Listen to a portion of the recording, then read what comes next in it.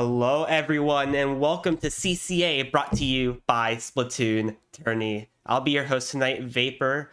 For Falco, unfortunately, not able to make it here, but we have Toma and Saf back on the mic once again. How's it going?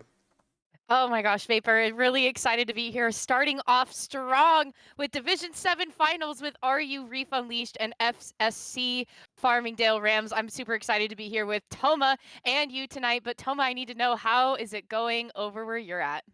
I am doing absolutely fantastic, Saf. We've got some great games going on here tonight. Like you said, RU Reef Unleashed versus FSC Farmingdale Rams. Reef Unleashed sweeping their group 5-0, not dropping a single game this season. Saf, what incredible momentum they have coming into this set. They've got kind of all the cards in their favor. They faced off against Farmingdale Rams before, and that was their one loss in that group. Farmingdale Rams going 4-1 there, only losing to Reef Unleashed. But of course, that means that they're not necessarily down and out. They made it here. They fought their way all the way to finals. Tell me a little bit about them, Saf.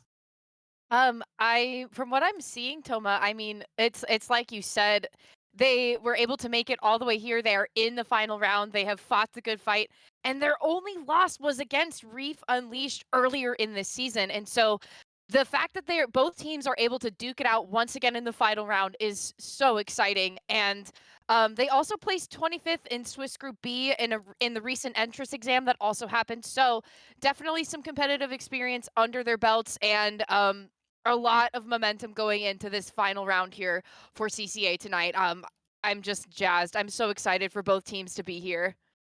Absolutely, Saf. And on these sets that we've got going on tonight, there's a lot on the line as they're going to be kind of getting ready here in the grand finals bronze.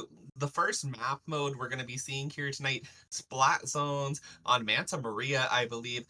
Tell me a little bit about this map. It's a returning Splatoon 2 map, but it is new to Splatoon 3, so maybe especially in Division 7, some of these teams haven't really gotten too much into Splatoon, and this is kind of their first introduction.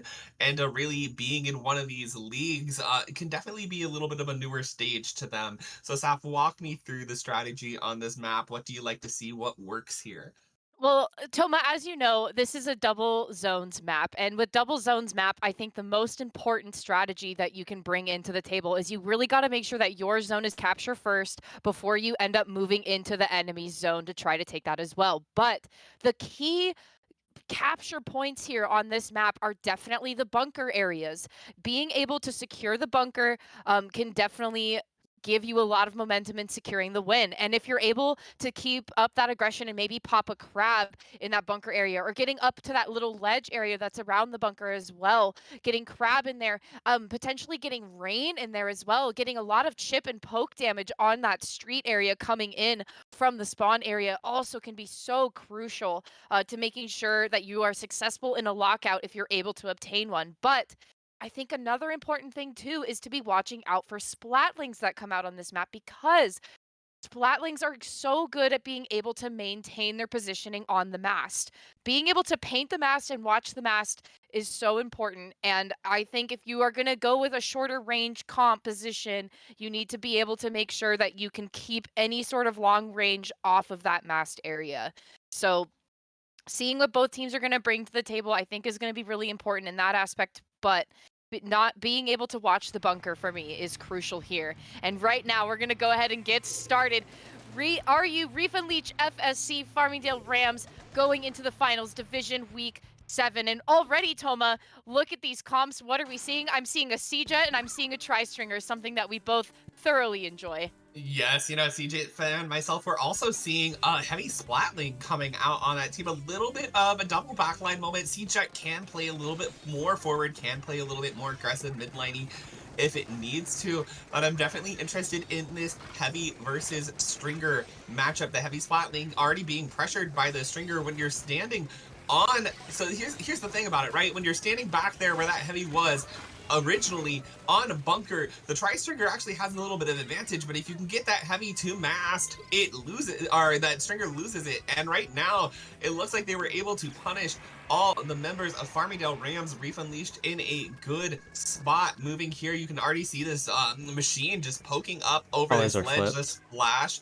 trying to find what way forward it can. It's going to be jumping down there on to the members there. Oh my god, but that crack-on roller coming out of nowhere, Saf. Yeah, the crack-on roller is so good for the ledge camping here, Toma, and that's exactly what they're going to do here. But as we can see right now, Reef Unleashed has the upper hand at this moment, keeping both zones completely capped right now. I mean, this is the lockout potential I was talking about, Toma. If you're able to lock out successfully on this map, it is so difficult to get back in here. But you can see we have a crab popped on Farmingdale Rams, but we're going to respond with the Kraken taking out the wave breaker in the process as well. But you can see that the members of Farmingdale Rams are not going down without a fight here. They're trying to keep at least one zone in their possession to prevent that timer from going any further. And they're going to be successful in capping both zones here, giving a pretty hefty penalty to Reef Unleashed at this moment. But 3 members down on Farmingdale Rams at this moment, and the wipeout occurs just a few seconds later. And once again, Reef Unleashed is going to be ticking down this timer. Absolutely, and this timer ticks faster than you know it, Saf, but Farmingdale Rams can't push ahead too aggressively. The Tetras are going to drop and are taken out there by the T-Tech. 2 members now. Now you kind of see this beginning, the snowball effect, Saf, as the members of Reef Unleashed try to come out and are being picked off one by one. They're finally able to neutralize that zone. The heavy splatling gonna attempt to try to take the other zone, and there they go, Saf.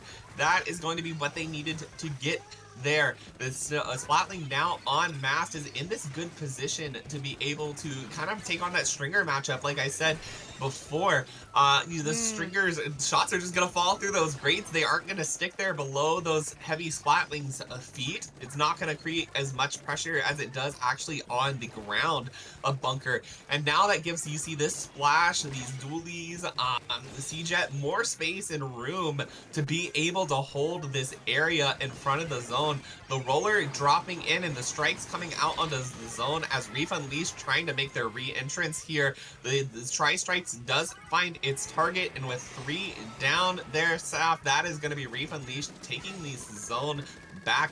But 32 counts all the way down to that, from that push from Farmingdale Rams. That was really good there. If they can get that kind of lockout going again, they may not be quite out of this game just yet. But Reef Unleashed not wanting to give them that space. Oh my gosh, Salty there, getting a nice double kind of right up in the face of that Tetra dualies, and now Alpha finding another, maybe a double here, but no, that's not going to be that double that they needed. That Tetra going to be able to go out onto zone, but Coffee on the roller going to run them over, finally through penalty, Saf. They do lose control of one of their zones. They need to be able to find that cap once again, which they do, and this is getting really dangerous. Yeah, I'm feeling a little, I was feeling a little sweaty here for Reef Unleashed for a moment, but it looks like Reef Unleashed is actually going to, almost hold on to those zone. Reef Slider's going to come in and actually complete the capture, the recapture for Farmingdale Rams right now. So we still have about 40 seconds left on this penalty, and we have 45 seconds left on the game clock right now. So Farmingdale Rams going to be able to get back into this zone area pretty successfully, but you can see kind of on this right side here, the C-Jet was trying to contest the machine, but the machine was going to be successful in the fight. Now, once again, 3 members of Farmingdale Rams going to be going down, but we have the zone being retaken by Reef Unleashed, but they also still have a pretty hefty penalty. And especially now with 3 members down, and also 3 members down on Farmingdale Rams, you can see Farmingdale is trying to get back into this zone as quick as they can. They're going to pop this crab to play a little bit more defensively and a little bit aggressively, mostly going to be painting and focusing these zones right now. Toma, this is a crucial moment for Farmingdale Rams to be focusing paint on the zones, and especially when you're going into this overtime right now, you definitely want to keep your focus on the zones. The objective is what becomes important here. So you need to be winning your 1v1s as best you can. And right there you could see a really good pair between the C-Jet and the Heavy taking out that roller before they could actually pop their Kraken. So we have 32 seconds on the main clock now. Those Tri-Strikes are going to be coming out to try to take that right zone area, but they're going to be unsuccessful here. And Mist is doing exactly what they need to be doing by getting a lot of paint on the ground here. But with all 4 members being up on Reef Unleashed on this left side here, they're going to make it really difficult for them to be painting, and they're going to be taking those zones out of possession. Reef Unleashed coming in strong on this game 1. Oh my gosh, Saf, that was close, really back and forth. If you had told me this was a matchup we had seen earlier in the season where you Reef Unleashed just swept 4-0, I would not have seen it from this gameplay right here. Farmingdale Rams, while not taking the game, did such a good job of getting that cap in those crucial moments to be able to save themselves here. Right now, you can see they're missed on that heavy splatling, doing such a great job, as you said, just getting the paint on that zone. But the combination of the Booyah being moved in with this machine, the roller, the tri-stringer, it's just overwhelming. The 2 members on the ground on Farmingdale's going down, and then once you're just that heavy splatling and you've got 3 members on you, there's not much left that you can do in that situation. And I was really nervous about the Siege at Heavy combination coming out together, but I was thoroughly impressed with the Sieget's positioning. I mean, the Heavy kind of locked it down on the mast area, like we said before, but every time that Sieget was up and they were able to get a bit of a lockout on Reef Unleashed, the Sieget was able to position themselves on the platform and just be watching that left side strictly, which I think is exactly what they needed to do. You had the Heavy up top kind of watching from a bird's eye view. You had the Sieget being able to have the range to reach up onto that L ledge and the ledge in front from that platform. And then that kind of left you with your 2 aggressive players to be able to push forward and be a lot more mobile around the zones areas. So, I mean, the double backline comp, it doesn't usually work in most instances, but Farmingdale Rams really kind of had something cooking here because they put up a really good fight on this zones match. But nevertheless, we're moving into game number 2. We have Tower Control and Hammerhead Bridge. And Toma, just as I did for you, can you kind of walk me through some crucial or key points that you might want to take here to try to get this tower going? Yeah, absolutely. So, just like any other tower control map, focusing the area in front of the tower to clear the space and protect your tower rider is going to be so important in getting that tower rolling and letting it just keep moving without being contested. But I think that's even more true on such a narrow, long map like Hammerhead Bridge. This map can get really snowbally, Saf, if you can get up that ramp because there's so much space between that and like that first checkpoint or the tower that if you can get a wipe, get your first member on the tower, clear that first checkpoint while the rest of your members push up.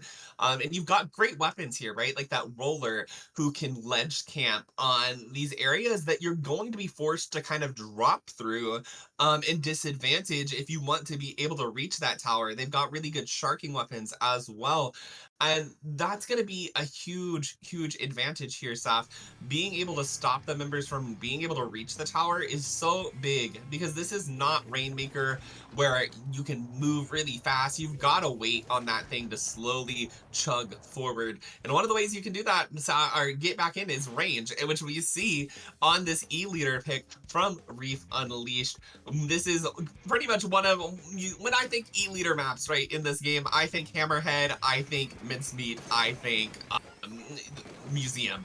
This is one of the big ones here, and you already see Reef Unleashed getting an early 2 down on the Farmingdale Rams as they're now just trying to find that third pick. They do force a jump out, and this is where they need to start getting moving, started getting forward. You can see this brush there doing kind of what I said there, trying to camp these ledges, trying to say, hey, if you're gonna drop down, I'm going to get you. And now they're just serving a little bit of a distraction as this tower goes up to that checkpoint. Not quite able to find the break there on the second one as the Zipcaster forces them to back off a little bit. But that was a very impressive opening from Reef Unleashed.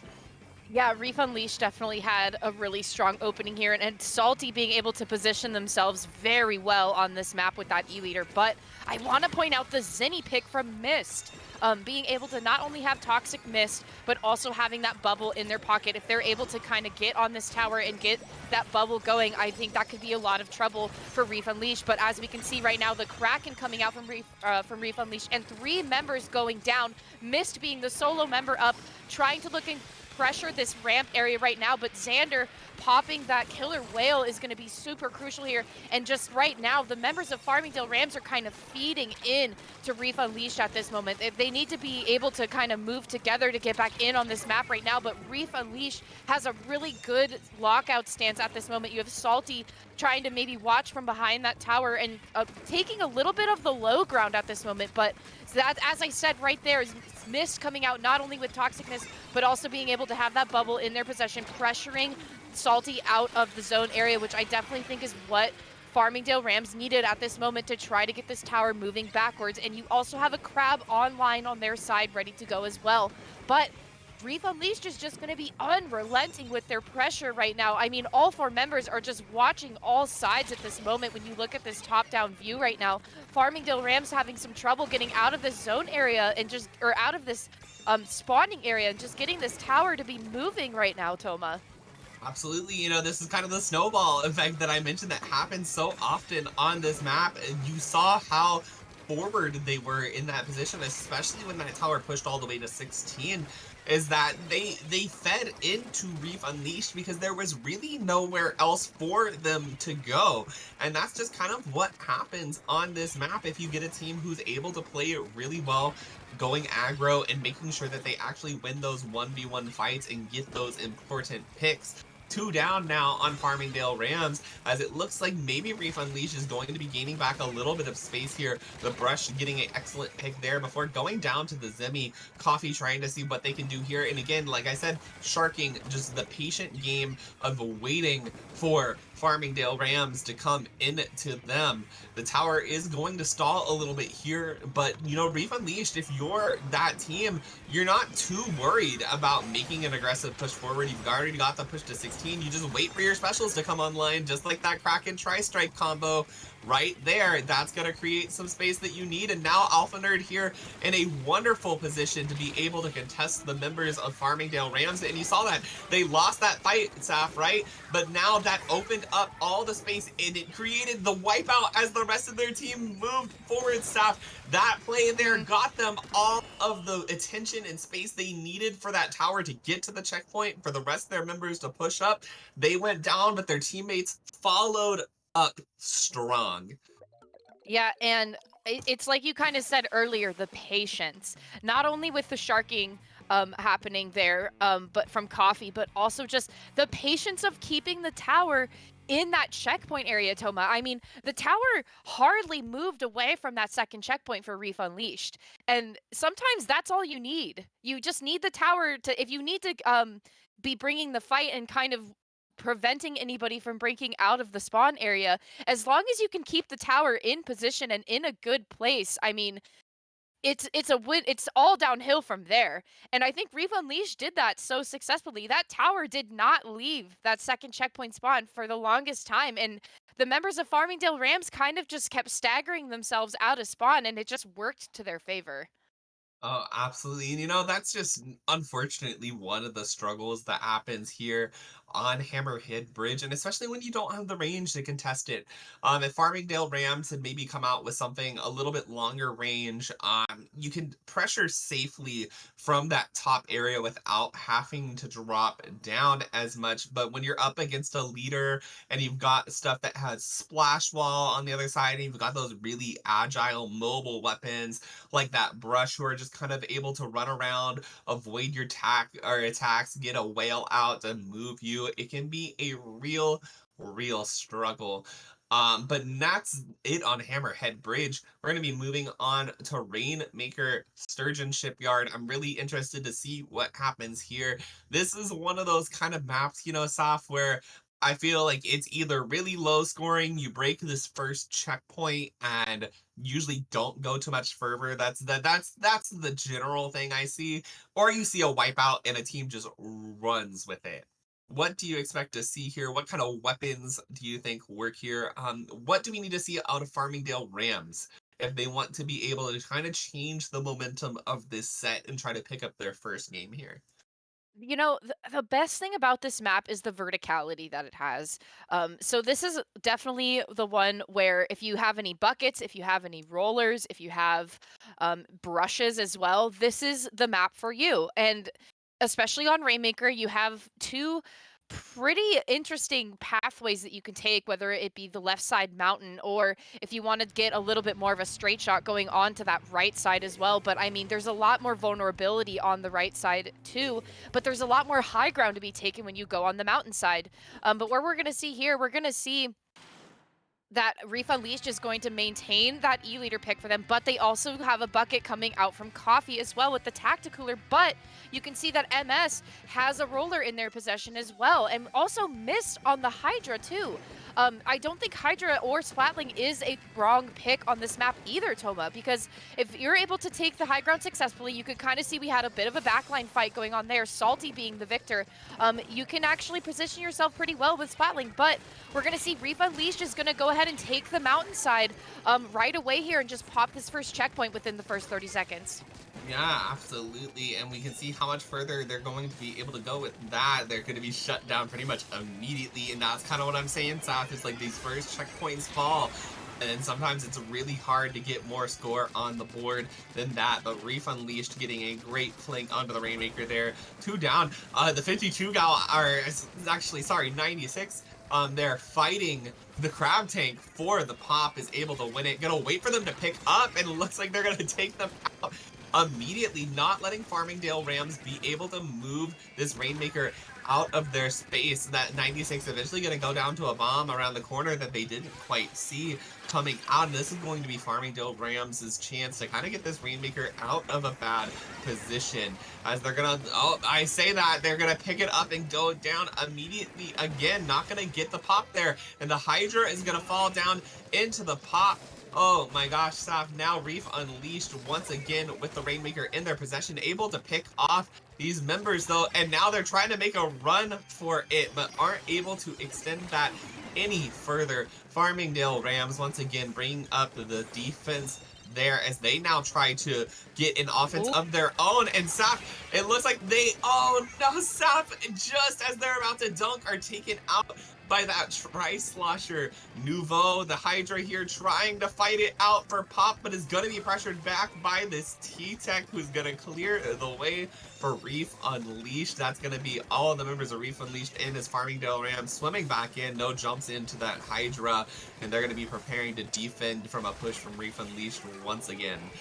Yeah, this JX right now has had phenomenal positioning with this T-Tech. I mean, they are just all over the place, which I think is exactly what Reef Unleashed needs right now. I mean, look at Alpha right now, just taking the, they're just going to run with it, Toma. I mean, they had a clear opening, and they were just going to take full advantage of that all the way down to the 20 mark at this moment. I mean, JX has been taking so much of the attention off of the Rainmaker carrier, or off of a different player who is going to carry the Rainmaker, because, I mean, they were just fighting for their lives in that right area that we, like in front of Mountain that we saw earlier. I mean, they were just climbing all over the boxes, and Farmingdale Rams was having a lot of issues just getting them out of the way and trying to move them away.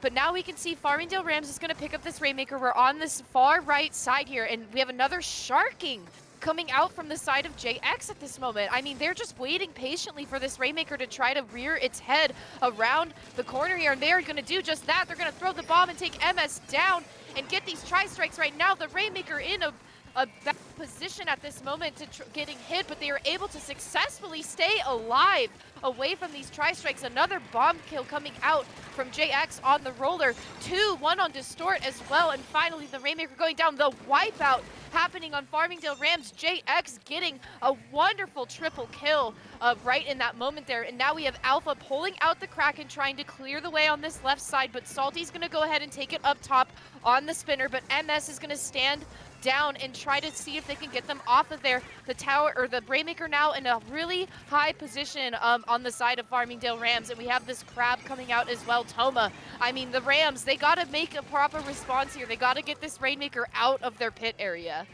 Yeah, and right now I just think this kind of sneaky game that Reef Unleashed is playing is working really well for them. And that push to 20, you saw that they kind of just slipped behind everybody. Farmingdale Rams wasn't ready to be able to chase them backwards.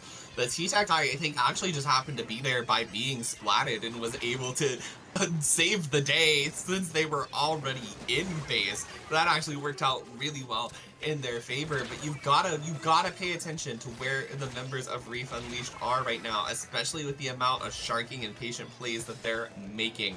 But right now, this Rainmaker is solidly in their possession. And stop, 16 seconds left on the clock. They don't need to push it further than this. They can set up a really strong defensive hold if they want. But that being said, Pace here not gonna let that happen. They're gonna drop in on that Rainmaker, but now you have to pick this up, and there's just all of this green stuff right in front of it. There's all this pressure. There's the E-leader looking at them, and the Tri-Slosher Nouveau just ready to go. And Saf, that is the unfortunate reality of Rainmaker sometimes. You get this overtime, you've got the pop, but you've got to pick up. And if everybody's just sitting there with their guns aimed at you, waiting for you to pick up, it's not going to go well. Yeah, you said it best, and I think Reef Unleashed just put themselves in such a good position to be able to play defensively here. But oh my gosh, Toma, for me, it was the fight between Pace and JX. You had two very strong T-Tech players on both sides, and there were some good clips to be had between the two of them of just the aggression that both of them brought out. I mean, JX having the fight of their life on that right side earlier in the game that we got to see, but then you also had Pace as well, just taking all of these different flanking points and moving the members of Reef Unleashed either out of mid or like keeping them trapped with the Rainmaker in certain positions. I mean, it was just so impressive. Right here, you could see Pace able to take down the Rainmaker and prevent Reef Unleashed from picking that up for a little bit longer. But unfortunately going down to the Fizzy Bomb as well, and maybe a little bit of chip damage too. But you can see JX there taking a lot of the attention off the Rainmaker, off of MS. Missed coming in to try to pick it up, but you had somebody able to respond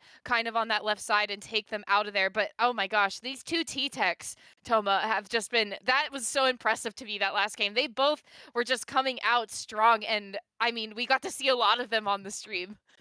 Absolutely. Like you said there at the end too, I think that Fizzy Bomb really made a difference. If Pace had been alive in that fight and you had someone in front of that Rainmaker, they maybe could have avoided death by that Tri-Slosher Nouveau. You saw the Roller wanting to take that engagement, but just a little bit too far behind, since they came in with the Rainmaker carrier and weren't already there.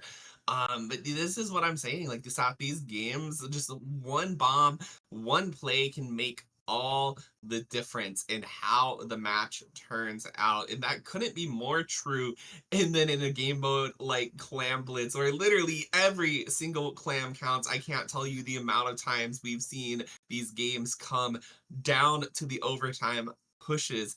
Saf, tell me a little bit about specifically Clam Blitz on Museum. What is the strategy here with this map? You got all these open sight lines, but ledges too, a lot of different terrain to work around.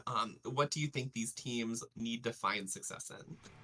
Okay, well, the one big thing, I'll give you a synopsis because we're actually going into it right now, but being able to maintain your positioning in mid, keeping a lot of paint down in mid, but also being able, I think if you're able to get into the basket area really quickly and have all four members push really quickly, getting your backline up onto that spinner area. But Toma, looking at these comps here, we have a lot of changes coming out from both teams. We have Mist moving up onto that E-leader pick. We also have JX moving into that heavy Splatling pick as well. We're seeing the vanilla splatter shot coming out too, and another squeezer, and also this 96 is still here to stay as well. And we also have a matchup with the brush and the wiper too coming out on Farmingdale Rams. And so I'm curious to see how they're going to be able to kind of move around together, and especially because your longest range shooter is going to be the squeezer coming out for the side of Farmingdale Rams as well. But looking right off the bat here, you can see Reef Unleashed is not going to really break into this mid area too much right now.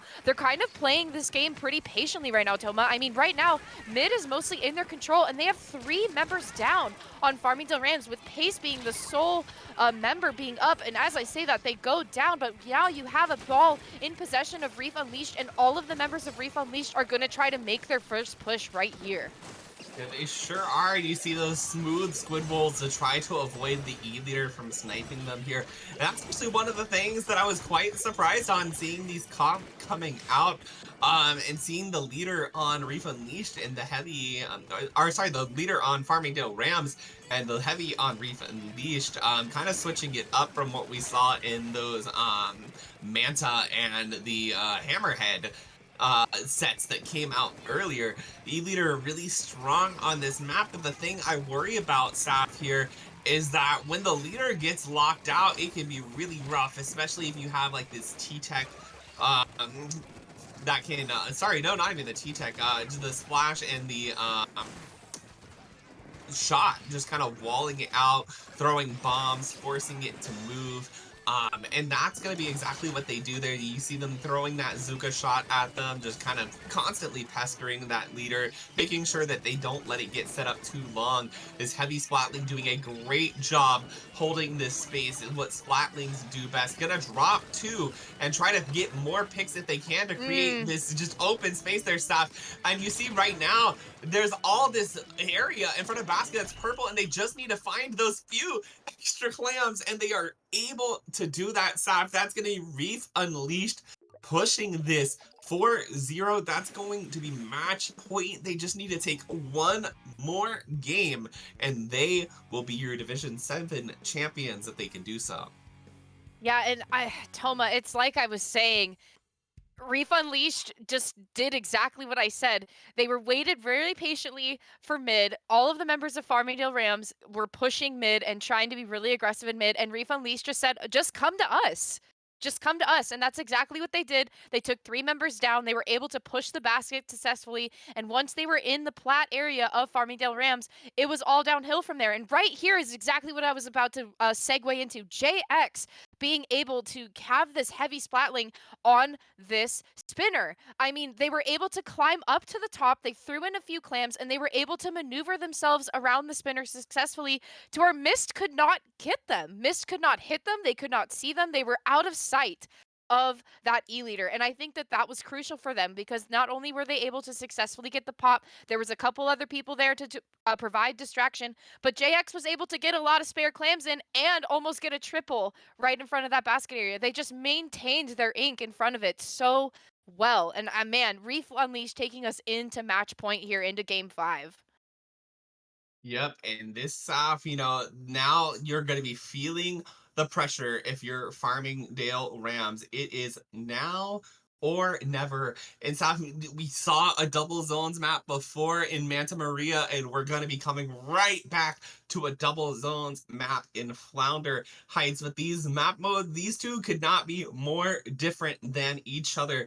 The amount of flanks and verticality on Flounder are so crazy, and it lends itself to completely different weapons and play styles, where we saw in Manta Maria, where you've got that stronghold for backlines for heavy splatling and other weapons that can kind of just keep up constant long range pressure onto the enemies. And that's going to be completely flipped on its head here in Flounder Heights. You're going to be favoring weapons like sloshers or rollers or these short ranged options that can kind of just squid surge up these walls and find really fast close up picks, Saf.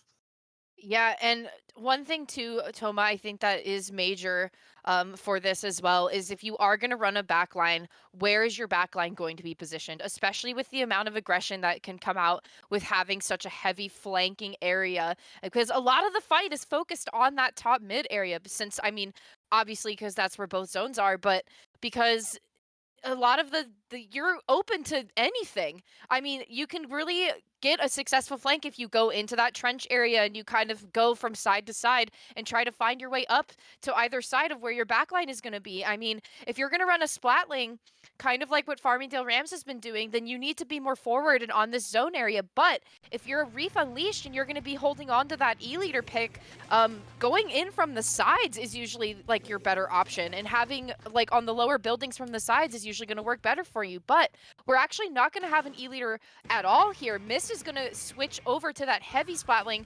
The Wavebreaker is going to be really good for clearing space, and if you have MS on that carbon roller, if they're able to successfully flank and get really close with their burst bombs as well, that's also going to be really helpful. But you can see here you also have Coffee coming out with the Crack-On roller. You got to be really careful of that Crack-On coming in and pushing anybody out of the mid area or even flanking with it as well, Toma. I mean, you got to be super careful when it comes to that. And you can see right now, Mist is already in a very good position for the backline to be. Tri-Strikes are going to come out, though, from the side of Reef Unleashed, and they're going to cap the zone temporarily there and taking the firefight down to the members of Farmingdale Rams pretty quickly here. But Farmingdale Rams is going to respond with a tri-strike of their own at this moment. They tried to get their zone into possession, but they were unsuccessful in doing so at this moment. And now Reef Unleashed is going to be ticking down this clock. Absolutely, Saf, and they've already got this down to 60. You know, this can be either flip map where teams take control from each other often and you see a lot of lead changes, or it can be one where you get the lockout and you just hold it the entire game. Right now, Reef Unleashed doing everything they can to hold on to that lockout. You see Salty there dropping with that machine and getting an excellent pick. Alpha Nerd here converging on the members of Farmingdale Rams, able to pick out that Inkzuka, now chasing down this heavy Splatling. The Splash finds the pick, but they're the only one left up. They're going to engage with Coffee there and are able to get the pick, leaving 2 down on Reef Unleashed. But Saf, all it takes is Salty here on this edge, ready to be catching the members that they weren't able to finish off here. And now, but oh my god, Saf, someone is behind, and this is what I'm saying, this flanks on this map can go so well. The T-Tech there able to neutralize that zone, but Reef Unleashed eventually able to take them out before they're able to cap. It does stall this push. The timer is not counting quite yet again, but Reef Unleashed still holding strong. This T-Tech kind of has one last go at this here. They're going to be jumping in, trying to cap that zone, Saf, but just a second or two short from getting down the paint that they need. Yeah, Reef Unleashed coming out strong in this final game here, taking a 5-0. And so congratulations to Reef Unleashed. They are your CCA Division 7 champions here. So big congratulations to them. But man, Toma, I have to give a really big shout out to Farmingdale Rams in that last game, because the amount of distraction that they had going for them was just so impressive. I mean, not only were 2 members coming out of the spawn area, you had Salty moving up with that machine, you had JX trying to also support them in that ramp area too, but as soon as both of their members were in that area doing that, the zone was taken out of possession because you had the T-Tech coming up and flanking and taking their zone. So, like, as soon as Reef Unleashed's attention was moved to other players, the other 2 players would respond and come in and try to take the zone from them again. And they kept doing that this game. I mean, they really were, like, trying to keep that distraction going, but Reef Unleashed just kept breaking their offense continuously. But still, I mean, Farmingdale Rams still coming in strong and putting up a really good fight here once again, but Reef Unleashed is going to take us all the way to the 5-0 and taking the championship. Yes, absolutely. You know, love that going on there. An excellent job by both teams. I love what you said, you know, there about you know, those flanks coming out from the T-Tech. Absolutely brilliant, able to stall that zone, stall time off that timer. But Vapor back here joining us. You know, close us out here, Vapor. What were your thoughts on this set as we bring Division 7 to a conclusion? Yeah, the Division 7 was very one-sided for Reef Unleashed. They did not drop a single map all season. So really good job and super props to Reef Unleashed there, closing it out. And you have to give it up to Farmingdale Rams as well. They played out that set super well, almost taking a few games, always bring it down to the wire, but Reef Unleashed just able to close it up and finish out when they needed to. Absolutely. And tell me a little bit, I know that this set has just come to an end, but what do we have in store coming up, Vapor?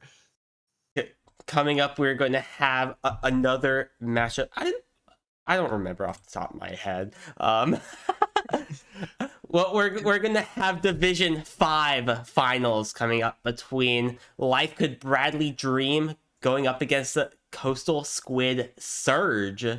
coming up next. So you want to stay tuned for that. That'll be coming up here at the hour. So well, what else do you really want to say? You want to stick by, see who your Division 5 champs are going to be as well. Absolutely. Thank you, everybody. Stick around for that excellent set that we've got coming up. We're going to go on a little bit of a short break as both we and those players get ready for the upcoming set. Y'all know it's going to be a great time. Division 5 finals coming at you at 9 p.m. EST right here on Splatoon Tourney.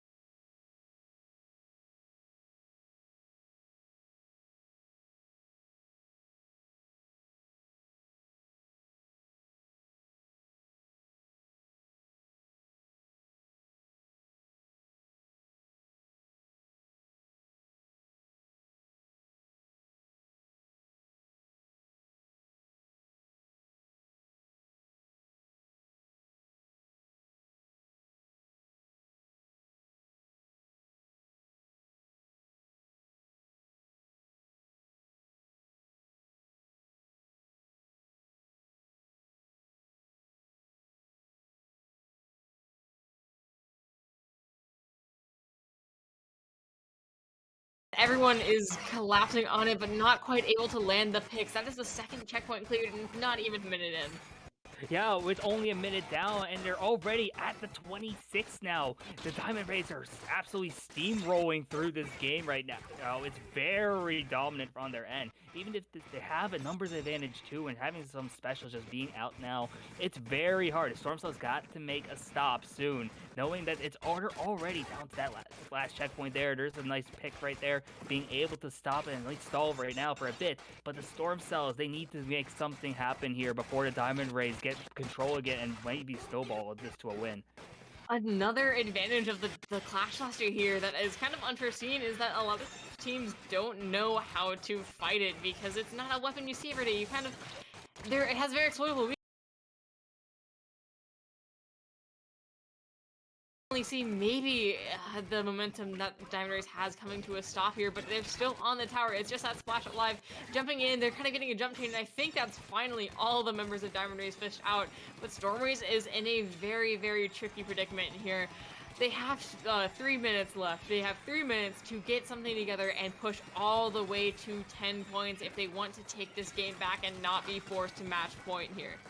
Exactly, and we know that the Diamond Rays have had control of the tower the entire game pretty much. The Stormcells have all the checkpoints to break through so far, and going 2 down is not going to do them any favors here as they just try to find some more picks. But they're 3 down in the process here. No another splat from the Wiper from the side of the Diamond Rays. The Diamond Rays are once again having control of the tower, and it looks like with the game already halfway over, the Diamond Rays are just in full control.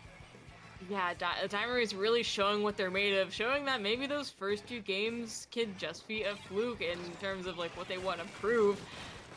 It's been so difficult for Stormcells to respond at all here. We finally see some specials online. Hopefully these Tri-Strikes are going to make an impact for Stormcells, but unfortunately they get picked off before they can throw the 3rd one even. And now it's still a 2v2, but a 2v2 that looks like it's going to be in Diamond Rays' favor as they're just able to continue holding the plat, continue holding mid incredibly strongly. The crab tank here is going to kind of prove things even further. Tactical is going to come out on the tower, but only I think the Tri-Slasher is going to be able to make use of it before they go down and instantly respawn. And now mid is once again basically all of Diamond Rays. The Expo over there went down. A lot of the other players are going down, and it's only Nitro who is going to be able to get a crucial double here. It's only the Wiper left on the field, and maybe Stormcells can make something of this. Yeah, that's exactly what you want to see from the side of Stormcells here. They need to get something going, especially with it being about 70 seconds on the clock now. They're going to find some more picks right now, and they are going to look to go to that first checkpoint finally. But now they have the Diamond Rays in a 2-down situation here, and the Tactical is up. You're going to see some picks happening. The Crab Tank is up. They are starting to see a snowball of their own now as they are going to the second checkpoint relatively quickly. Yeah, but they're gonna have to avoid getting picked off by this hammer that's coming out and causing chaos. Sorry.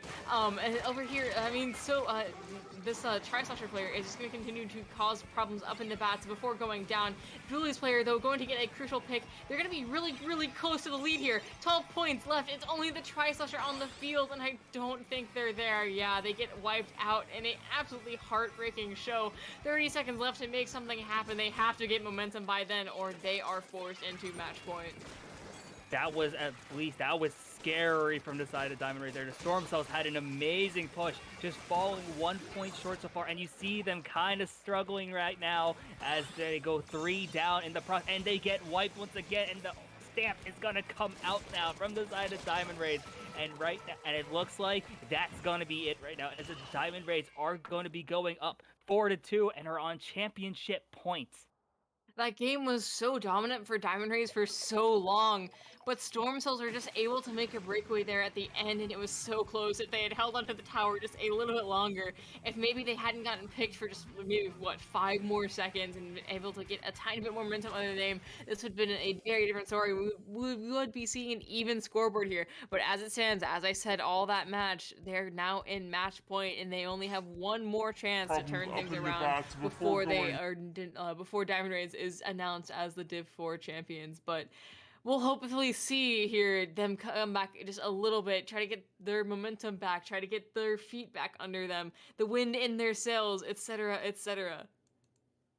Yeah, and you see in the replay just the absolutely heartbreaking end to a potentially game-changing push for the Storm Cells. Taking it all the way to the 12.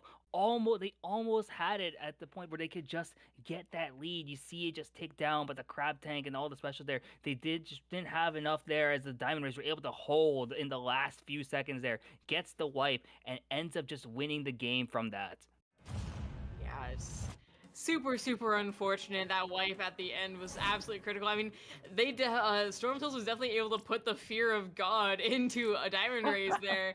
Like, that's had to be terrifying, but we are going to be going back into Rainmaker in this next match. This is something that we saw Diamond Rays win in the first time, but Hagelbush Market Rainmaker works a little bit different than some of the other Rainmaker maps, with that jump, with mid kind of being one big choke point that you have to brute force your way through. I could definitely see this going in Storm Cell's direction if they are able to kind of shake off the nerves, shake off the match point jitters. You're on stream, you're 1 point away from losing after having a very, very strong opening. You're starting to lose your momentum.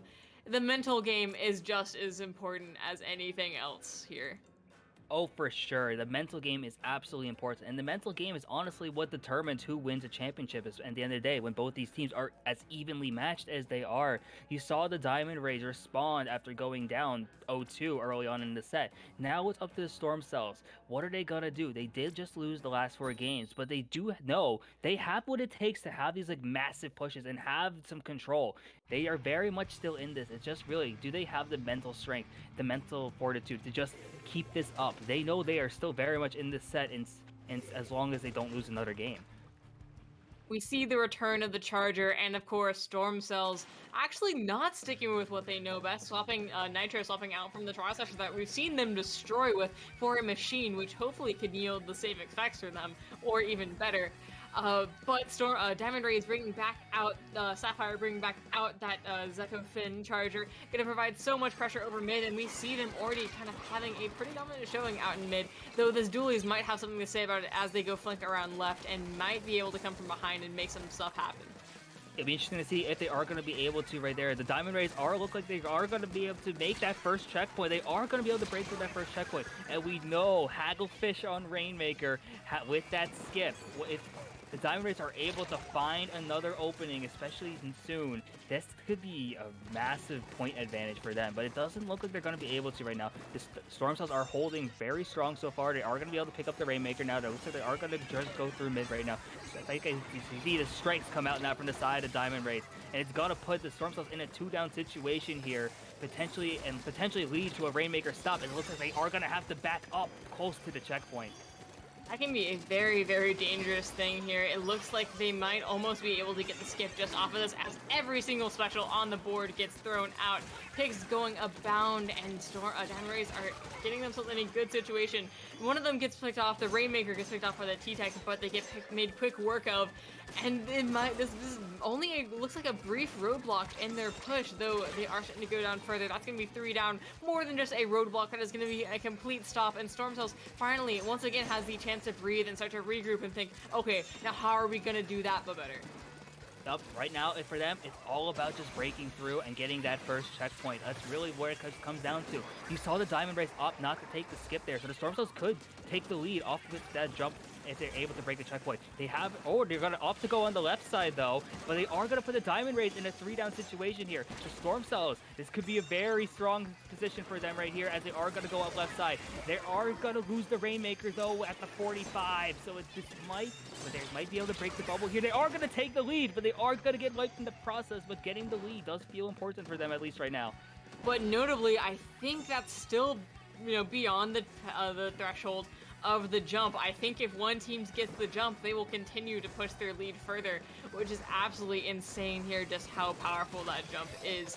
Mid is still under contention, though Stormtails going 2 down does look like it's meaning it's going to be a little bit in Diamond Ray's favor, as more players are going down. This jump is certainly looking possible for Diamond Rays, and we might see them take the lead off of this if they play their cards right. Looks like the Bia Bomb is going to be coming out from both sides, going to delay it just a little bit, but you can't delay fate forever. That's going to be the lead for Diamond Rays, getting ever so close to the volcano. We are going to be seeing the pop going out once again, but the Deluxe is definitely going to try to come from behind, and that's going to be the knockout. That is going to be Diamond Rays being your Div 4 champions. Amazing plays right there from the Diamond Rays there. Able to, once they had lost the lead, being able to fight back, storms through mid, was able to go take that jump, take the lead, and they just put themselves in a position to win the game, and not just win the game, win the championship. Congratulations to the IVC Diamond Rays for winning CCA Division 4. Stormtails, though, you have to give them credit. They did extremely well, and most of those games had some really strong contention from them. It was never clear who was going to win. I still believe that Stormtails could make it back all the way through till the very end there, and that knockout was so strong. But like we were saying earlier, MSI is the sponsor of the CCA this season. Divisions 1 through 4 do get prizes, and looks like Diamond Rays have won themselves some Dragon Soul bags as a little bit of the spoils of war here, of going through and dominating as hard as they did. Exactly. An undefeated season from the end of the Diamond Rays rewards them with some MSI gear, which is a great reward for them after a very hard-fought season. And congratulations.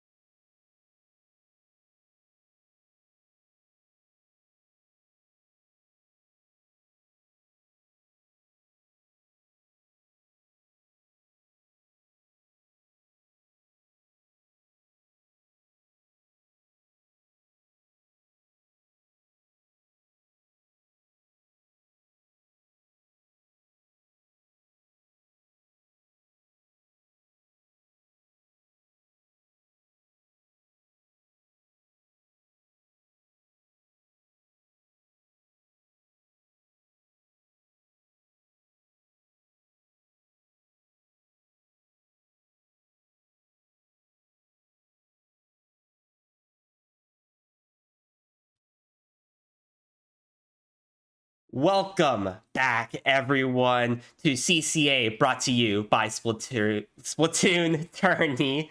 I am Vapor. I'll be your host tonight. Back again with Saf and Toma with Coastal Squid Surge versus LCBD Life Could Bradley Dream. Saf, Toma, this is going to be a really amazing set to end out CCA on.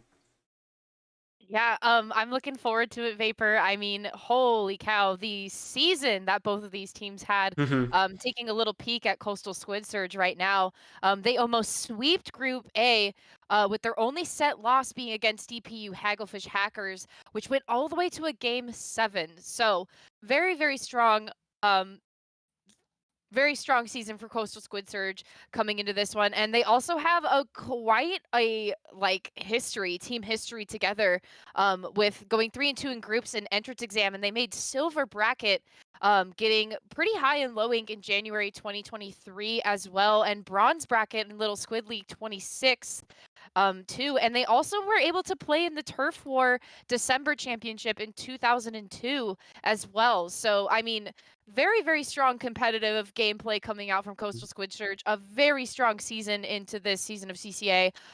Toma, can you tell me a little bit about Life Could Bradley Dream? What's going on at Bradley University?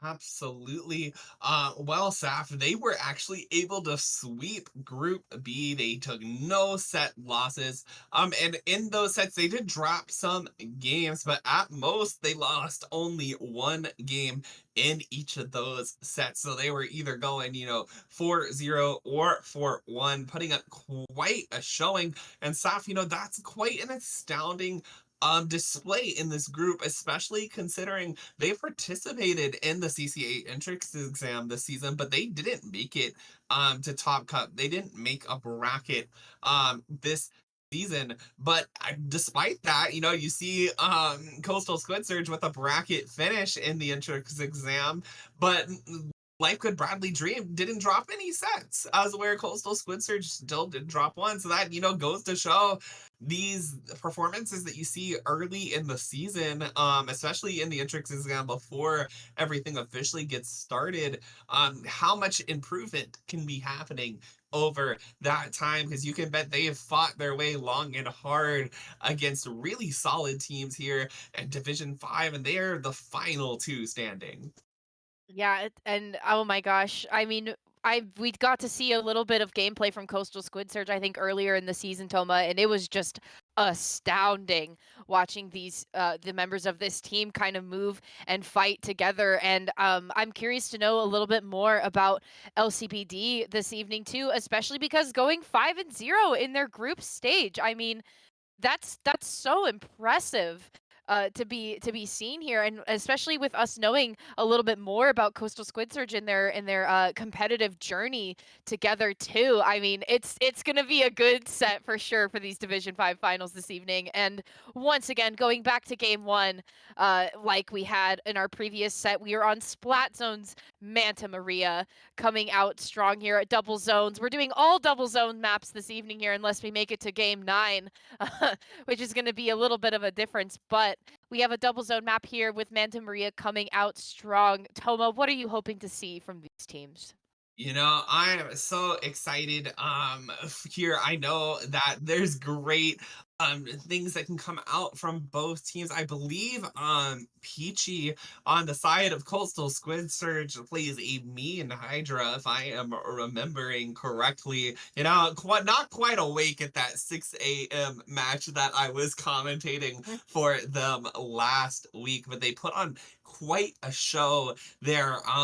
BULCBD, I'm not a team that I got to see, Bradley, during their early season and playoff run. So I'm interested to see what's going to come out there. And it looks like they're going to be running that Explode. They've got those flings coming out for missiles as well. It looks like they're going to be running a really good kind of comp built around those high inking specials, and that Octobrush who can move in with a lot of aggression. On the side of Coastal Squid Surge, we're actually going to see them not opting for any Splatling picks, and instead going to bringing out that Jet Sculpture with all that paint output and rain. We see Kaiza here on the Squeezer as normal. A great pick that we've seen from them time and time again. Are gonna go ahead and get an early pick there. Right now, Bradley controlling both of those zones, but you can already see this Zuka gonna be coming in to try to contest that space. Coastal Squid Surge getting ready to make a move here, and now that they've got 2 down, it is their opportunity to do so. Chai gonna be on there on the crab tank, dropping down, painting this left hand or right hand zone, and now turning around, trying to make sure to keep as much paint, especially with that brush coming in. Don't want it to zip over and take one of those zones away from you as they're able to take it out there. Saf, now they've taken the lead, you know, still early in the game, 94, definitely not a solid lead, but they're going to be trying to extend that as much as they can. The missiles coming out to try to neutralize that zone, but Coastal Squid Surge not giving it up so easily. You can see that fight happening there on this right-hand side as Bradley finally able to kind of put a little bit of a pause on Coastal Squid Surge, but already Kaizo there doing a great job, and that is a great trade for them up in the faces of Bradley, and now 3 down on Bradley. This is going to be Coastal Squid Surge, the opportunity to recap these zones, start getting this push back online again. What a great play there. Yeah, that flank from Kaiza was absolutely crucial, not only taking down the Explo, but getting a lot of damage onto that Octobrush as well. When the Octobrush dropped down into mid, they went down as well as another player from the side of LCBD as well. So, I mean, gosh, crucial play by Coastal Squid Surge there right now as we are down to the 27 mark on their zones counter at this moment. You have V getting a good pick on Chai. Chai was going in for the flank there, it looked like, but was just unsuccessful in that. And Peachy, too, in a really great position here with this C-Jet, having a lot of space to be able to come down. So much poking damage, getting 2 down with that rain cloud coming over the top into that middle section there. Just absolutely wonderful gameplay there. You can see all 4 members of Bradley are trying to push back in together. The tri-strikes are going to come out to provide a little bit of distraction, but it's just not going to be quite enough. Toma, Coastal Squid Surge taking this game 1. Absolutely, and this is the kind of great gameplay we've seen from Coastal Squid Surge time and time again throughout this season. They're just able to lay down paint and get in with that force, especially Kaiza, who moves so fast and so strong with those Slayer options. You see them there getting great picks with that squeezer. Such a difficult weapon to be able to use. You've got to be able to get those tap correctly timed and make sure you get your fire pace going right. You've got to have that dead accurate aim to be able to find those splats. And Kaiza once again showing us that they have the mechanics that they need to have to be able to pull off these wins. Here, this is right after Peachy got that double kill with the rain Saf, and that was so vital in clearing the space. You saw how much time it delayed on Bradley's re-entry. They tried to get those strikes and these bombs onto the zone, but by that time, Coastal Squid Surge was just ready to intercept their re-entry. Yeah, and one thing too, Toma, I gotta point out the amount of teamwork that came out from Peachy and from Kaiza in that game was just astounding. I mean, because you have a lot of range on that squeezer, but the fact that Peachy was able to be down in that mid area, and especially on Coastal Squid Surge zone for a majority of the game, I think is kind of like what propelled them to win this set, because you had that toxic mist coming out from all of the entry points for Bradley, and then you had that rain kind of going diagonally over the mast area, over both of the zones, and just the amount of poking damage that Coastal Squid Surge was able to perform onto Bradley, I just think made it really difficult for them. But I also think Bradley came out strong with having that Explo pick as well, because they had rain of their own and they were constantly being able to track the members of Coastal Squid Surge onto this map right now. And so, I mean, definitely not a bad fight coming out from Bradley here. But now moving into this second game, we are on tower control on Hammerhead Bridge once again. We have a lot of vertical momentum here. I'm sorry, vertical. Well, vertical in the sense that this map is very long. It's very linear in the direction that you want to try to go. And so I think with Coastal Squid Search having a little bit more of aggression on their side, especially with Chai and Kaiza being able to maybe pair up with that splash squeezer pick if they're going to keep on running with that kind of setup here. I mean, Bradley could have a little bit of trouble, I think, with the amount of range that Coastal Squid Search was pulling out. Absolutely. And already seeing what they're going to be bringing in to Hammerhead Bridge, kind of like we talked about before last set.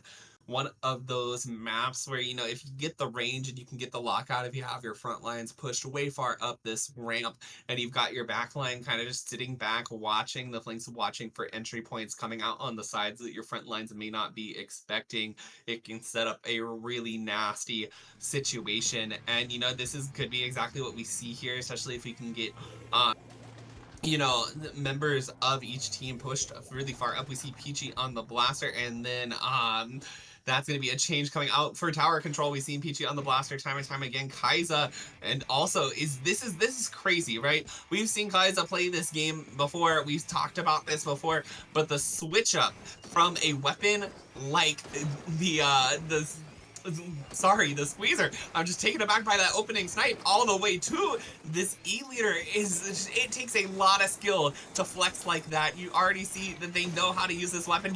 Oh my god, another snipe there. Saf, incredible. Now these specials online for Coastal Squid Search as they're going to be trying to clear the members of Bradley out. That Flinza is going to be forced to jump out, and now this is finally their opportunity to take the tower. They've got one here on the side ready to flank to defend the tower, and they don't see it, Saf. They're able to pick off the back line here, but now Coastal Squid Search 3 down. This could be a bad situation for them. That is the full wipe. This is Bradley's opportunity. They can push forward. They can definitely break at least the first checkpoint here and get Morse point on the board, especially if they're using their specials wisely, which we can already see them doing with that Stamper, using that Zipcaster to their advantage. And now you see Coastal Squid Search getting staggered a bit. It's just idea up, finally going down. That delayed wipe happening as this second checkpoint is getting ready to fall. Saf, Bradley is just putting up the insane pressure here. You've got this Stringer who can just hold areas down with those explosive rounds. Getting a nice snipe there too. Saf, this Stamper, just the last one up here on the tower. It looks like Coastal Squid Search finally able to flush out Bradley there, but what an insane push from them. Yeah, oh my gosh, that tri-stringer kill right at the a few seconds ago, that was just tasty. I'm having a trouble finding my words. Liz being able to get such an awesome pick off of that ledge area there, getting the tower all the way to 21. I mean, being able to not only have a lot of space, but having so much momentum and mobility on that tower to be able to move around the middle little hole there to make sure that they can kind of properly defend themselves. But you can see here with the tri-strikes coming out from the side of Squid Search, Bradley's having a little bit of trouble coming back into this map area. And you also have Kaiza being able to push forward too with that E-leader. You have the Wavebreaker clearing the right side space there, but you also have Kaiza set up on the right there as well, being able to keep an eye on that right flanking area, which I think is going to be super crucial here for Coastal Squid Search if they're going to want to keep getting this tower going. They're going to go ahead and jump back on there once again. You have Shinx trying to come down and provide a little bit of flank. You have 3 members of Coastal Squid Search trying to get the flank out of the way. 2 of them going down in the process now. We have a 2 versus 3 fight in this moment. The Stamper is ready for their Zipcaster when they need it. It is online. Kaiza looking to see if they can get a pick off that jump, but is unsuccessful. You have all members of Bradley once again entering from different points of this map. They're really trying to look at this left flank right now, Toma, for themselves to try to displace Coastal Squid Search. And I think Coastal Squid Search needs to be keen on where those flanks are going to be coming out from, because that is what displaced their push initially and gave Bradley this 21-point lead. Absolutely, and you saw them doing a great job taking that Stamper out, who did take that flank there, but now this Viper just dropping down, creating a difficult situation for them, but they are able to break that first checkpoint, which is going to, or second checkpoint, I believe, actually, sorry, gonna be able to save them a little bit of extra time on the next push, as they were able to kind of get up there. And now you see they're going to be cruising up here towards the second checkpoint once again, hoping to break it. and save them some more time on this push. And look, 2 down now on Bradley Saf. This can be a very scary situation going on, but that flank coming out gonna stall that for a little bit longer. Kaiza getting back on this tower with that leader, getting an excellent pick there, but going down the again, Saf. Just the excellent pressure that this roller and this tri-stringer are putting together is incredible. Yeah, you could see Jer kind of coming in with the jump, hopefully coming in to try to help with the fight, but is taken down right away by Peachy. And Tri-Strike now coming out from this left side from Shinx, but Peachy once again able to shut them down, which is exactly what Coastal Squid Surge needs to be doing. They need to be watching out for Shinx in this one, because Shinx has been able to flank them not once, but twice now. And now you have Gab, you can see coming in from that flank once again too. You have 2 members of Bradley behind the members of Coastal Squid Surge right now, just trying to prevent them from moving this tower, but Coastal Squid Surge is going to successfully get the wipe out here, and this is going to be the home run for them if they are able to maintain this and get their lead into overtime. You have 3 members on this tower, all members of Bradley now in the spawning area trying to break out here, but not enough time on the clock for Bradley, as Coastal Squid Surge is going to just take the lead out from under them into overtime. That is incredible. And you know, this is what I'm talking about. This steamroll can happen if you just get your members placed in the right positions, especially on Hammerhead. And Coastal Squid Surge was really able to make it come together there. Once they were really locked down, once they were watching those flanks, watching the right hand side, making sure that they weren't going to fall victim to the same tactics time and time again, they were just able to find that success there. You saw at the end that they really used that crab to solidify it at the last moment, as Idea was able to climb up after that wipeout there. You see here this Tri-Strikes in excellent position just to stall the re-entry for long enough. That's all they needed. They didn't need a knockout. They just needed to surpass that little bit of the lead that Bradley had. And that's where it all matters. If you're in that position, you've got the lockout going, you just gotta stall for just long enough to get those points in, Saf. And that's exactly what Coastal Squid Surge did. Yeah, and I mean, Coastal Squid Surge being able to respond to the flanking power that Bradley had was so impressive, because initially, that first flank that we had, you had Shinx being paired up with the Tri-Stinger Killer Whale. The Killer Whale came out from the left side, immediately all beams onto the tower, and Shinx was able to make way for themselves and to get them off of the tower instantly. As soon as those Killer Whales came out to try to clear the area, they were able to flank so well. And then you also had Gab coming out from that left side again around the side and able to take the tower again. And I think Coastal Squid Surge, it took them a little bit of time to kind of recognize, hey, they are going to keep flanking this right side. We need to be watching it there. And as soon as they were keen onto that, the wipeout occurred and they were able to take the tower to the win. And so, I mean, that was just phenomenal. And also, I got to give it to Bradley as well. They were taking the proper trades that they needed to up until the bitter end, Toma. I mean, it's sometimes very risky when you have it's better to take trades when you have the lead, of course. But I think that Bradley was taking all the right trades that they needed to in that moment. But sometimes it just comes down to those few seconds of firefight that happen. And I mean, Coastal Squid Surge was able to get the wipeout where they needed it, and they were able to get Shy on that tower with that crab tank, and then all members were able to just push forward and just keep the members of Bradley locked in there. But now we're already moving on into game 3 here. We're going back to Sturgeon and we're going back to Rainmaker Toma. I mean, I think Bradley's got a lot of aggression here. They've got a lot of firepower, and they brought such a good game to us in that last power control game. But I mean, I'm curious to know what we're going to probably see coming out here, and maybe if we're going to make any sort of changes as well.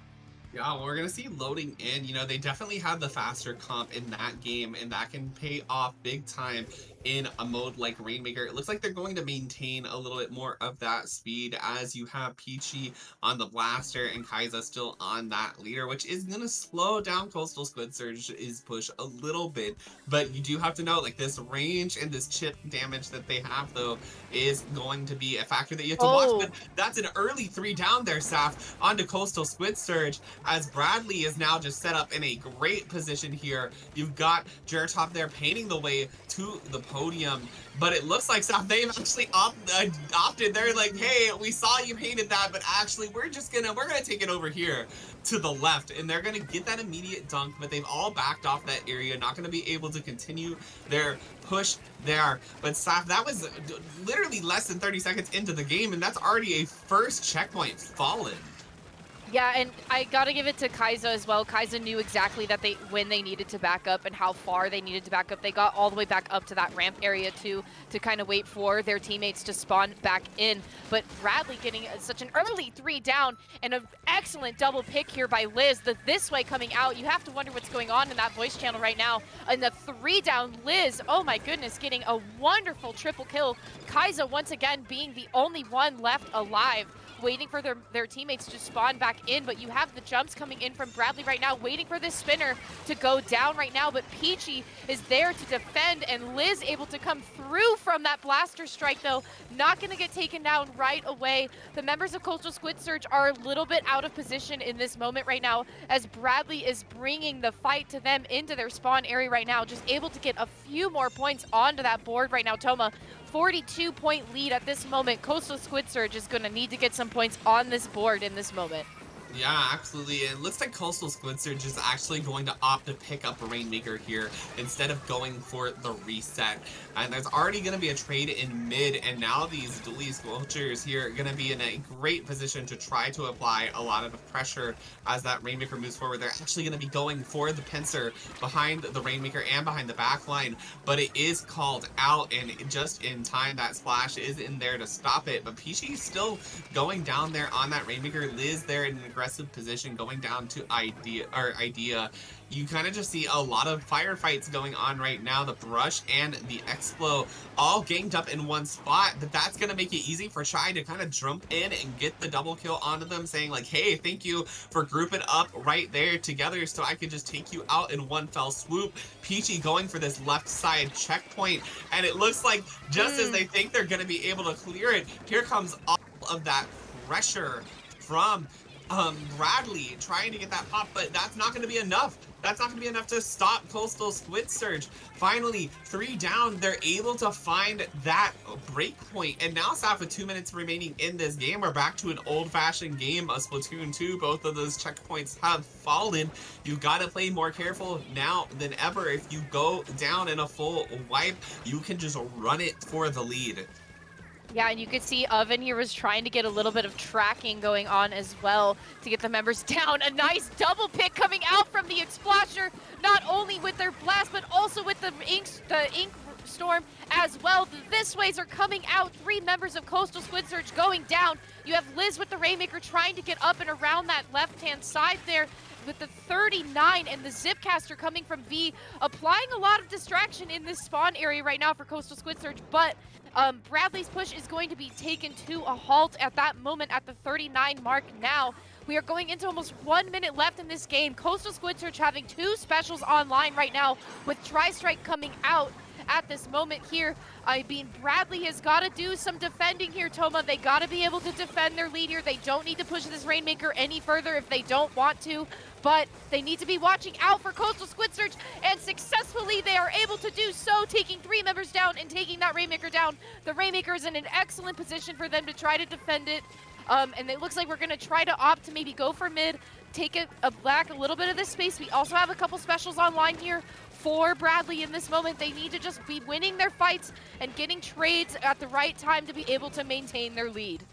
Absolutely. Jertop going for a great pincer on that Rainmaker back there. And now in a wonderful position to defend it since it's back up behind them. They're going to leave that Rainmaker shield unpopped so that Coastal Squid Surge is going to have to break through. Actually, sorry, it looks like it is popped.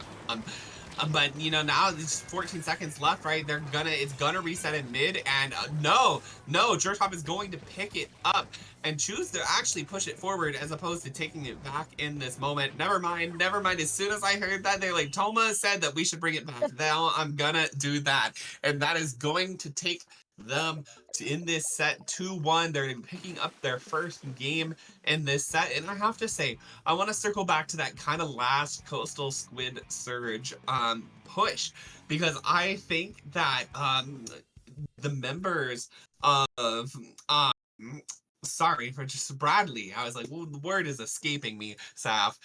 Played that defense so well. They took advantage. Coastal Squid Surge moving it just maybe a tad faster than they should have. Gonna go down that drop before they've really picked off the members of Bradley, and they use that opportunity. They're like, okay, let's bomb them out in that corner. Let's stall them there.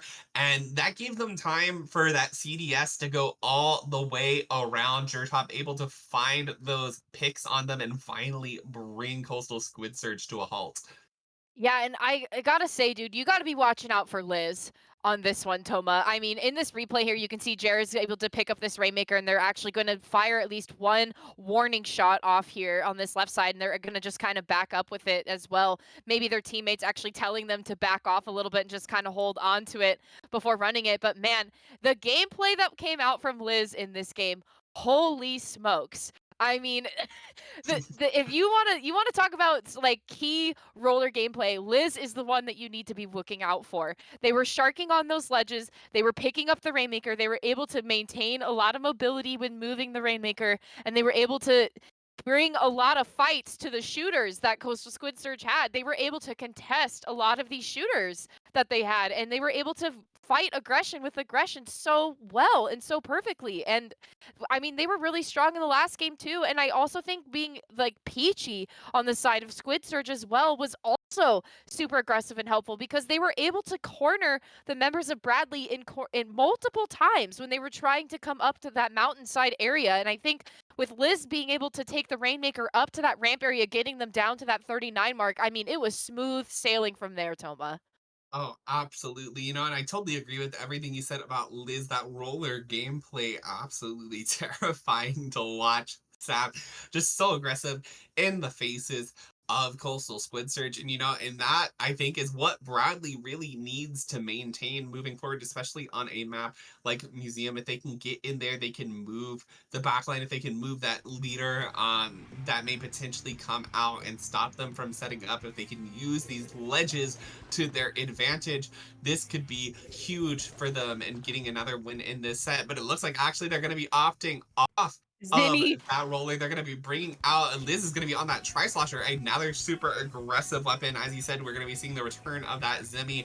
I think it's got great utility here in Clam Blitz. Got that Toxic Mist to shut down pushes, slow them down in the bubble to protect your own. But right now, Chai doing a great job defending their own base right there, as you already saw Liz taking a great position underneath that ledge, exactly where a bucket wants to be, was able to pick one off before going down to Chai.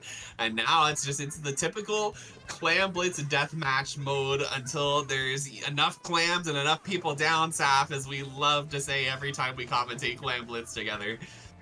Yeah, and the team fight is happening on both sides. Both teams are not giving up the space very easily. You have Liz, though, trying to go in from that right side, popping Tacticooler, not really having any other teammates around them there, maybe just trying to use it as a distraction tactic. But Bradley is actually going to be going 3 down here right now, and you can see the members of Squid Surge are working to try to form this power clam at this moment, giving all the clams to Chai, but then passing it off to Peachy. But Peachy going down, though, unfortunately, to one of the members of Bradley here, but Bradley's still having 2 members down.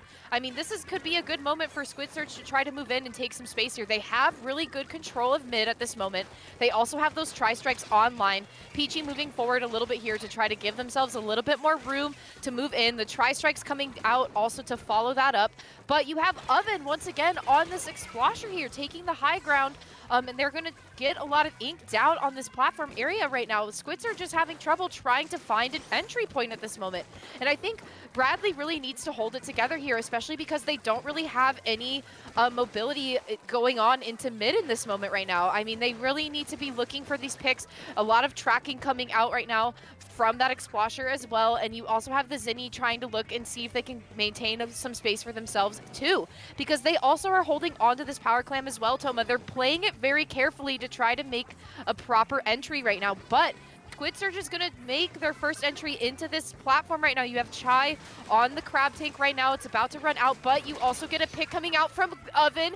2 picks coming out from Oven. That rain was exactly what they needed in that moment. And you have Shinx now with the Cine trying to break in by themselves to see if they can get this basket pop going to try to take the attention away from Bradley's basket right now. But the members of Coastal Squid Surge were pretty keen on that right away. They were able to shut that push down. I mean, we're like almost 2 minutes left in this game, Toma, and nobody has made a successful pop. No, they have not. And part of this, I think Coastal Squid Surge has been doing a great job holding mid, but Liz, time after time, with great flanks onto the members of Coastal Squid Surge. You keep having members drop left-hand side, and I just don't think Coastal Squid Surge is catching them fast enough to prevent their power clams from going down. And now Bradley's definitely taking advantage of that. Jer already in a good position here on the ramp side, trying to throw some bombs, clear some space. You've got this Flingza up with them. If they can get these missiles or another special online, they may have the space that they need, but Saf, this is it. This is them gonna be going down here, and this jump gonna be canceled too. That's kind of the situation you wanted to avoid if you were Bradley there. You had everything in your hands to try to be able to take that, but just the members falling one after another. You're gonna be giving mid to Coastal Squid Surge, but once again, you already see another person on the left side. I believe it's that mini Splatling this time, and now it's going to be pincered in by Liz coming in from the right, trying to poke at Kaiza and move them, but Shy able to find the pick. And now, look, this crab is online. The blaster is ready to go. Saf, this is their opportunity to make this push. Peachy going to be going up there, getting the clam dunk in. Kaiza's got some clams, gonna see if they can maybe follow up on that plat there. The clam just barely short of the basket. Peachy gonna throw in one more, taking that down to 77. It looks like that is gonna be the end of that push. 47 left remaining. That's gonna give Bradley a power clam to work with. They're gonna get that pity plus anything else that they can grab from coming in mid and soft. This could be dangerous if you're Coastal Squid Surge. All that Bradley needs is a power clam and 2 clams to be able to take the lead. You've got to play this defense right. And right now, Idea is going to be able to get that pick, but now 3 down on Coastal Squid Surge. That is the full wipe. And this is going to be Bradley switching over, taking the lead. They just need to hold this lock out for 15 more seconds. See if they can try to keep this basket open to the end. 3 down though. It looks like that may be the end. That is the wipe out traded. Now they have to be careful. They're gonna have a power clam here. They're gonna get a pity clam from the basket. The clam economy we're gonna see is gonna move very rapidly in favor of Coastal Squid Surge, but they've got to find the space and they've got to move fast. Staff. You can see that overtime timer is already about halfway through. It's a allotted amount, and they're still just in mid trying to find their footing. But the members of Bradley not gonna give them that space. The Explode doing a great job, and that, oh my god, Saf, that ball is gonna hit the basket, but it's just a fraction of a second too late, and that's gonna be Bradley claiming the second game, tying the set up 2-2. Oh my gosh, and sometimes it really do be coming down to just frames, Toma, and at this moment, it came down to frames for Coastal Squid Surge. I mean, that ball was spinning on that basket and just not having enough time to break it open there. But I mean, the amount of momentum that Coastal Squid Surge had, able to get that first pop initially into this game, bringing us down to the 77 mark. I mean, they were feeling pretty good about that. Not too big of a lead to defend, obviously, but looking to see where they can place their footing and find their footing into the defense here. But Bradley just able to coordinate those specials so perfectly and so beautifully. I mean, you had Oven throwing in that ink storm and kind of clearing the way to the basket here. And then you also being able, I think, to get a lot of chip damage. You have Kaiza going down in front of the basket there as well, trying to see where they can set up with E-Leader. And then you also have Liz coming in on that left side there, getting a few more clams in, trying to provide some distraction. They took out Peachy right away, taking the power clam out. And then you have Shinx trying to set up that bubbler there, maybe providing some jumps, getting a few more clams into that basket. But I think with all 3 members going down in that moment, Shinx was kind of in no man's land at that point. Just kind of in the middle of all the firefight going on there. But I mean, Bradley just being able to bring that last push that they needed to bring and flip that lead on over. The wipeout at that point didn't even matter. Absolutely, Saf. And now, Saf, we're going to be going back in. We're going to be going to Flounder zones. This is where our set ended last time, but it's not going to be ending here this time as they're tied up 2-2 right now. And this is where Coastal Squid Surge, they took a good win in game one, right? And now they're going to want to be able to find their footing here again. It's a double zones map. Definitely still different than Manta. We've talked a little bit about that previously, but they played a solid zones game. This is where they don't want that momentum to get away from them. They know that they can win this zones game. They won the first one, and if you let Bradley win 3 games in a row, you start to kind of slip into that feeling where it just feels like things are falling out from under you. It feels like people are pulling the rug. So it's going to be really important for morale here for Coastal Squid Surge to find another win. But also for Bradley, that's all the more reason to try all you can to not drop this game. And I think that they have excellent weapons here as well. Liz either bringing out the roller again or the tri-nouveau, both are excellent options. They really use the verticality and the ledges of this map super well, as we saw there on Museum. And I think that they've really got a good solid comp. They like to run faster comps than Coastal Squid Surge that may help them kind of just get the momentum they need to break through both of these zones and set up on these high places to watch the entry points. Because like we've seen before, it can get really sneaky. We saw last match that there are some great flank plays that can happen to neutralize the zone.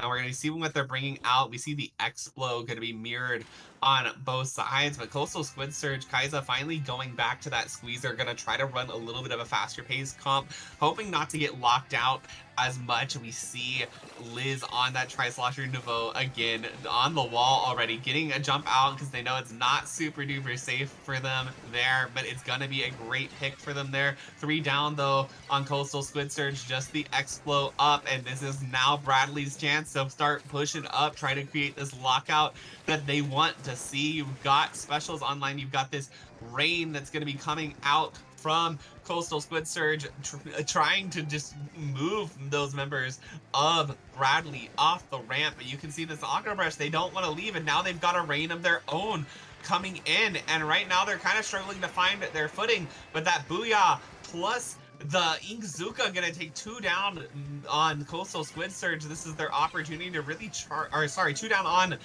Bradley. That's his Coastal Squid Surge's opportunity to really get back into this. Yeah, they had a really good crab setup there, I think, being able to get it onto that corner area. You now have the rain coming out here. The Explo is able to push forward and to get some space for themselves. You have Kaiza on the squeezer once again, throwing out these walls, providing a little bit of flanking defense, which I think is exactly what Coastal Squid Surge needs right now, because you got to be watching out for Liz and for Gab here with the Flingza and for the Bucket. You need to be watching out for them because they have both shown time and time again that they are very, very good at flanking at what they do, and this is the perfect map for them to really shine and do that. You have kind of an Explosion fight going on here as well. The rain's going to be popped from Coastal Squid Surge, providing themselves a lot of space, kind of clearing the members of Bradley away from that zone area, and all the members of Bradley kind of having had a little bit of a hard time getting back up into that zone area as well, but they're going to be able to respond with rain of their own in this moment, taking the zones back into their control once again. You have Liz, you have Chai here trying to look for another entry point, kind of being able to escape barely, but they're looking to see if they can get this crab back online for them, and they are able to. You have B flying around with that Zipcaster too, trying to get back into this space here. Liz being able to have the momentum to push forward, but is taken down right away by Chai, looking to see if they could try to take that fight, but unfortunately not able to. Kai's bringing out the Trizuka here, trying to push the members of Bradley back away from this zone right now. I mean, Coastal Squid Surge has a lot of inking power right now, Toma, especially being able to run this sloshing machine, bringing out the aggression with that, but also being able to pair it up with the crab tank as well. And now, once again, you have the rain coming out from Coastal Squid Surge, being able to get into this zone area of Bradley, getting a lot of chip damage here, but Bradley is going to be able to take back their zone pretty easily here as they have the Explosion in a really good position. I mean, honestly, Toma, this game to me right now is just Battle of the Ink Storms. It sure is. You know, Inkstorm great on this map as it just is. This map, the zones are in a long, wide fashion right here through mid, and that's the exact kind of path that Inkstorm covers. As you see the Inkstorm here plowing through, getting another pick there, 3 down on Bradley. Now Kaiser can really move up on this squeezer. They're gonna be able to take the lead here, and this may be the opportunity that Coastal Squid Surge really needs to get back in here. You can see though, Liz on the flank being called out. Really scary moment for them as they're able to put down some paint, but it just shows the awareness that Coastal Squid Surge has in this game. You've got the brush coming out too, trying to find the picks there before recalling, not quite able to find success in that moment. And now Coastal Squid Surge with 9 left on the timer. They just need to move forward, but 2 down. This is going to be Bradley taking back both of these zones, and Saf, you know, 9-42. It looks like a big lead on paper, especially with a minute remaining, but we've seen how these maps can go. We see just how long Coastal Squid Surge was able to hold that. They came back from 90 all the way to 42, going down to 9 now. Anything can happen in these 42 seconds, Saf. The Booyah Bomb is going to be able to stall that out a little bit longer, and that's really what Coastal Squid Surge needs to do at this moment. They need to stall for as long as they can. If they can make sure at least one of these zones is neutral when the timer ends, that will be game for them. But this is just such a struggle right now, Saf. You've got those missiles coming out the zone. They're gonna find 2 picks. And now that timer is kicking down, he found the 3rd pick onto Coastal Squid Surge, stop, and this could be huge. That could be the game-winning pick right there, as now this timer is ticking down, and unless, oh my god, Saf, the Izuka pick neutralizes the zone, and that now into overtime, Saf. This, I thought it was going to be over there for sure, and now 3 down on Bradley. Coastal Squid Surge was in a super scary position there, but they were able to defend it. Oh my goodness, Toma, I'm shaking right now because Coastal Squid Surge able to come back into overtime. I mean, what a crucial play that they were able to pull off there at the end, because you had Gab on Bradley. That double missile kill that they got in those final seconds was so crucial for them to keep their positioning alive on those zones. But Coastal Squid Surge Kaiza being able to get that Ingzuka kill also was the turning point for the push from Bradley, because as soon as they were able to get that kill on Oven, you can see right here, that covered half the zone right there, and they were able to get that last shot up into that zone area, able to neutralize it, giving Chai enough time to move forward. The members you could see of Bradley were like, okay, we recaptured, now we got to move backwards, but Chai was able to move forward, keep that zone into the neutral position, and Oven being able to, or excuse me, Peachy being able to throw that rain out at the right time in order for Chai to push forward and to paint the rest of the zone there. And you could see Liz was trying to fight back and keep that zone into neutral, but they were just unsuccessful with having 2 members going down. Wowie zowie, Coastal Squid Surge coming back strong. I'm just going crazy because, like you said, when I saw that double missile kill, I was like, "Oh no, it's so Jover Saf, like it's gone." But that Inkzuka, just the right moment at the right place. If they hadn't been on zone either, I don't know if that would have been different. You know, I think the ink from the death there is really what solidified it, and that's why dying on zone can make a huge difference. I know that this is something we've talked about time and time again. We talked about it in, you know, from the ink up last week on brine water zones, and how it can make every difference in whether or not that zone is going to cap or go into neutral. And that Inkzuka, you know, this is why I say time and time again with teams, you know, I think that people have a tendency to either give up or think that they've won games before it ends, but it is never over until that tape crosses the screen.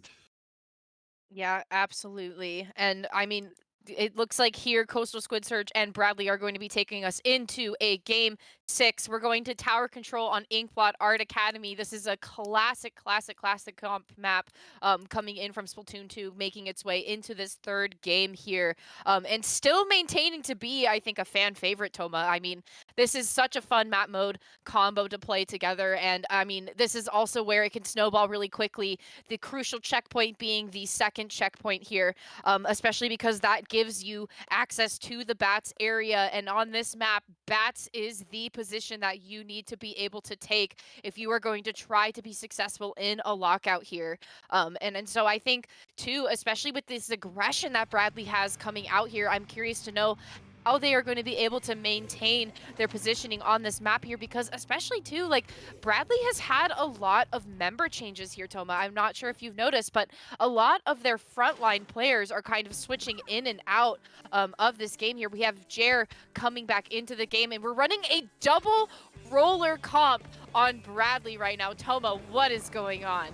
You know, the kind of a risky move, but it can definitely pay off. Roller is a weapon that can be really strong on Inkblot, especially if you're on plat and bats, and can kind of shark on it and prevent members from coming back in. However, you know, you trade off that kill power and that superior ledge power for kind of a little bit of a lack of paint. And that can definitely make a difference. Even though tower control isn't necessarily about paint, you have to have the map control, but they're doing a good job of holding it anyways at this moment, as they're going to be able to clear this first checkpoint. Idea, they're trying to stop the push right after that. Looks like they are going to be able to stop it out. Coastal Switchers now with a 3 down. That now make that the full wipe. And now they need to move forward. They need to get moving fast. They've got that splash or double splash that they can use to go up into bats. The blaster, also a great choice. The crab tank is out already now as well, Saf. And you can see they're already taking the lead now and are going to be pushing towards the 2nd checkpoint. The missiles are going to force them to move a little bit out of position, abandon that position on bats. Is going to force the E leader to move out, knowing that, hey, this is not necessarily the safest position for me on tower anymore. Kaisa's shown time and time again to make really good decisions with backing up, especially as the E leader, knowing when, hey, like, I can see things are going south for my team. I need to get set up for defense. That's exactly what they're doing here. 2 down on the side of Coastal Squid Surge. Bradley now looking to try to make this push come to life. You can see that they got special. They've got this Explo in a great position, but they haven't made control of bats quite yet. The tower is going to be chugging past where Coastal Squid, I say that, they're not gonna go past it quite yet. And there it goes now. Just gonna edge slightly past, going to 2nd checkpoint. 2 down on Coastal Squid Surge, but you've got Peachy set up to defend, and this roller is going to go down. But oh my gosh, just as Peachy was about to try to get a pick on there, that bubbler comes out, getting Bradley just a few extra points there. That is going to be, looks like the end of their push, as that is the full wipe now. But that bubbler, you know, getting another 10 you know, or so extra points on there can be huge, and it can definitely make the difference in the outcome of this game.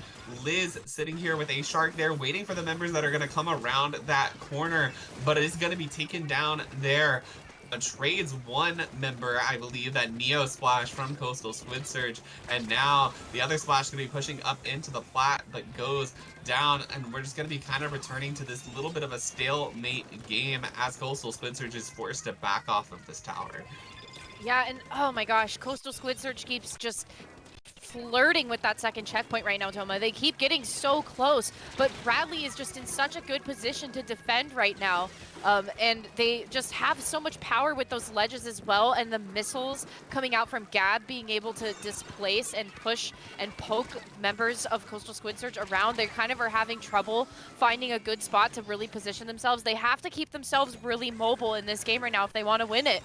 But Bradley is in such a good position to defend. They have a really great lead here. You have Liz once again coming in with the flank, getting, I believe, 1 member of Coastal Squid Surge down before getting chip damage on another before they were able to go down. You have Chai trying to position onto this stack here. Good positioning for a crab, but not quite finding the picks that they were looking for, because I just think Bradley, although they have a little bit of lack of inking power, just their mobility, I think, is surprising Coastal Squid Surge in this game right now. You have Jer being the only one alive at this moment. You had 3 members going down now, but giving themselves enough time and space to try to respawn back into this map here, making sure that they can keep control of this plat area as well. And they are also watching the bats as well. They are keeping a really strong eye on this bats area, and I think that's why Coastal Squid Surge is having trouble getting to this second checkpoint here, because they are doing an excellent job of defending this bats area. But now you can see Kaisa's on this tower providing some pressure here, but they are taken down. You have Peachy trying to win the fight on the bats area right now, but is unsuccessful. Gab is taking them down, but with a little bit of poking damage from Oven as well on that Explosher. And you have Liz once again being in this mid area, sharking around in this mid area and just going for the proper picks that they need to. Gonna pop this bubble off. The missiles are coming in to assist them. They were able to get 1 assist and also help out, not giving any space to the members of Coastal Squid Surge that were taken down by those missiles right now. I mean, Bradley once again having this tower in their possession, and they are going to take us down to 0 seconds. Once again, Bradley taking us to a tied set. Absolutely brilliantly played there. Like I said, those rollers, when they trade for paint, they really do well in their ability to stop members from coming back in. You kind of saw them there underneath those ledges, poking up at Coastal Squid Surge, making sure that they weren't going to be able to get back into that game, Saf. And that's what these rollers do best on this map. They're going to deny you space. They're going to just sit under those ledges. They're really hard to approach to, especially when you've got a comp like they had on the side of Coastal Squid Surge. You've got that blaster who can't really poke down and get a direct. You've got a leader who has a really hard time sniping under those ledges.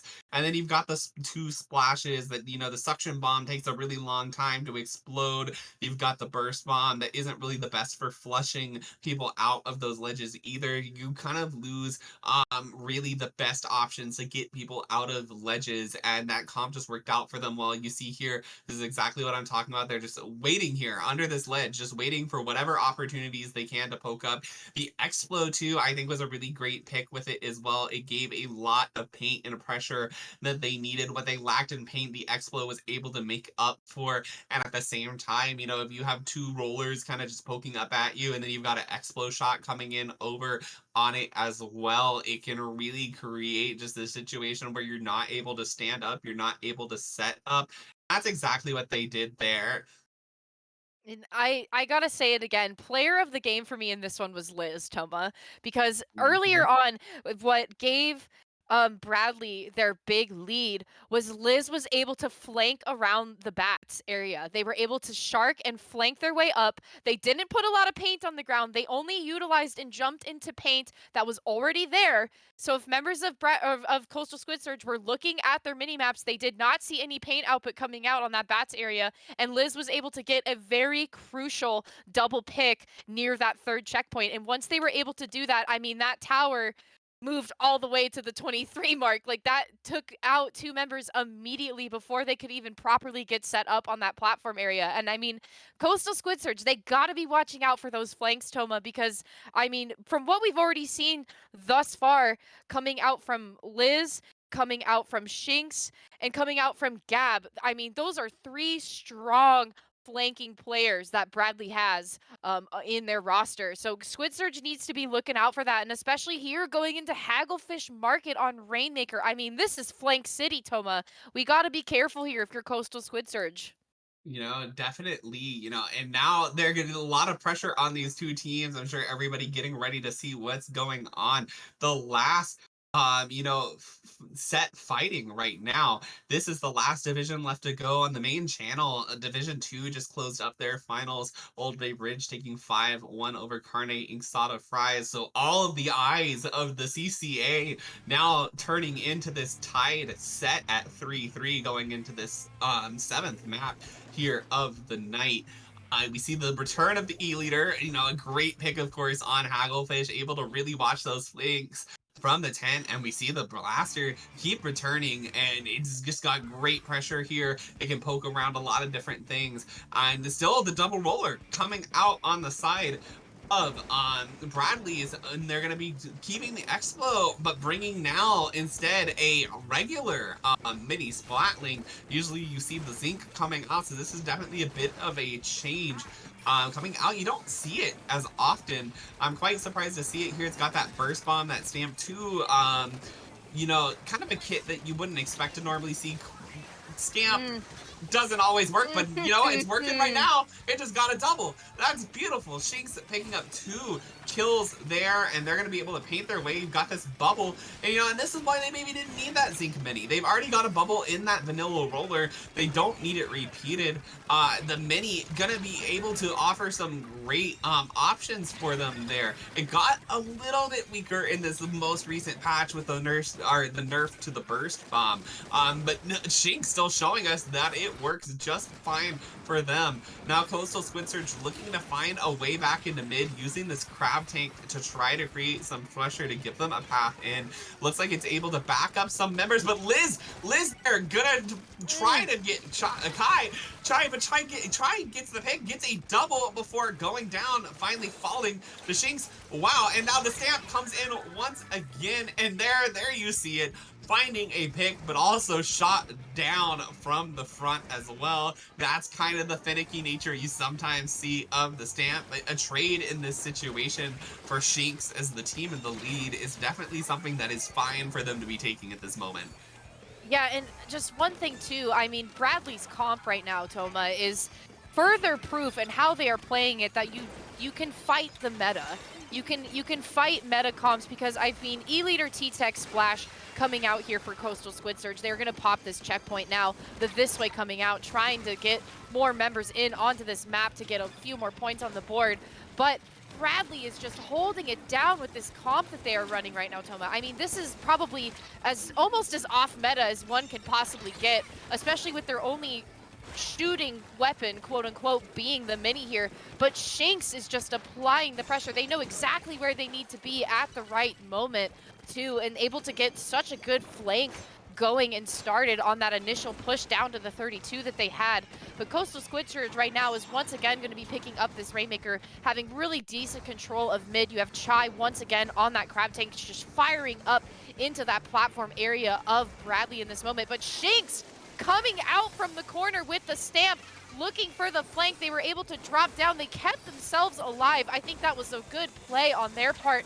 Gab now going to be bringing out the missiles. They are shutting down that push by Peachy going into that ramp area as well. Peachy being forced to like retreat and not get any more points on that board. And Bradley once again is going to pop this Rainmaker. And you have Oven pushing forward here with this Explosion, painting a bunch of space and denying Coastal Squid Surge a lot of space there. Liz pushing up into the plat area of Coastal Squid Surge as well, getting one pick and popping that bubbler out before going down as well. I mean, we are just keeping Coastal Squid Surge's attention away from this Waymaker right now, Toma. Absolutely, and Bradley's been just doing such a great job at denying space and entry options to Coastal Squid Surge as well. You see them in multiple kind of scary 2-down situations in which Coastal Squid Surge has control of that Rainmaker, but you have these combinations of these sharking rollers plus his Explo, which are just kind of able to stall out the pushes long enough for the rest of the members to come up. It really, the big thing I think is that they've been denying Coastal Squid Surge the opportunity to make that jump and get really fast points across the, you know, just that little standing part of the podium. And now you've got that rain coming out, the bombs, Liz there on that roller once again, just really shutting everything down. That's the full wipeout. I think that maybe Liz got a triple there. It looks like something similar to that. Liz is just, again, showing to be the MVP here, getting so many good picks. Now Shinx also applying great pressure alongside Oven Goats with just this combination of the Splatling's ability to hold space plus the Explo's great paint output.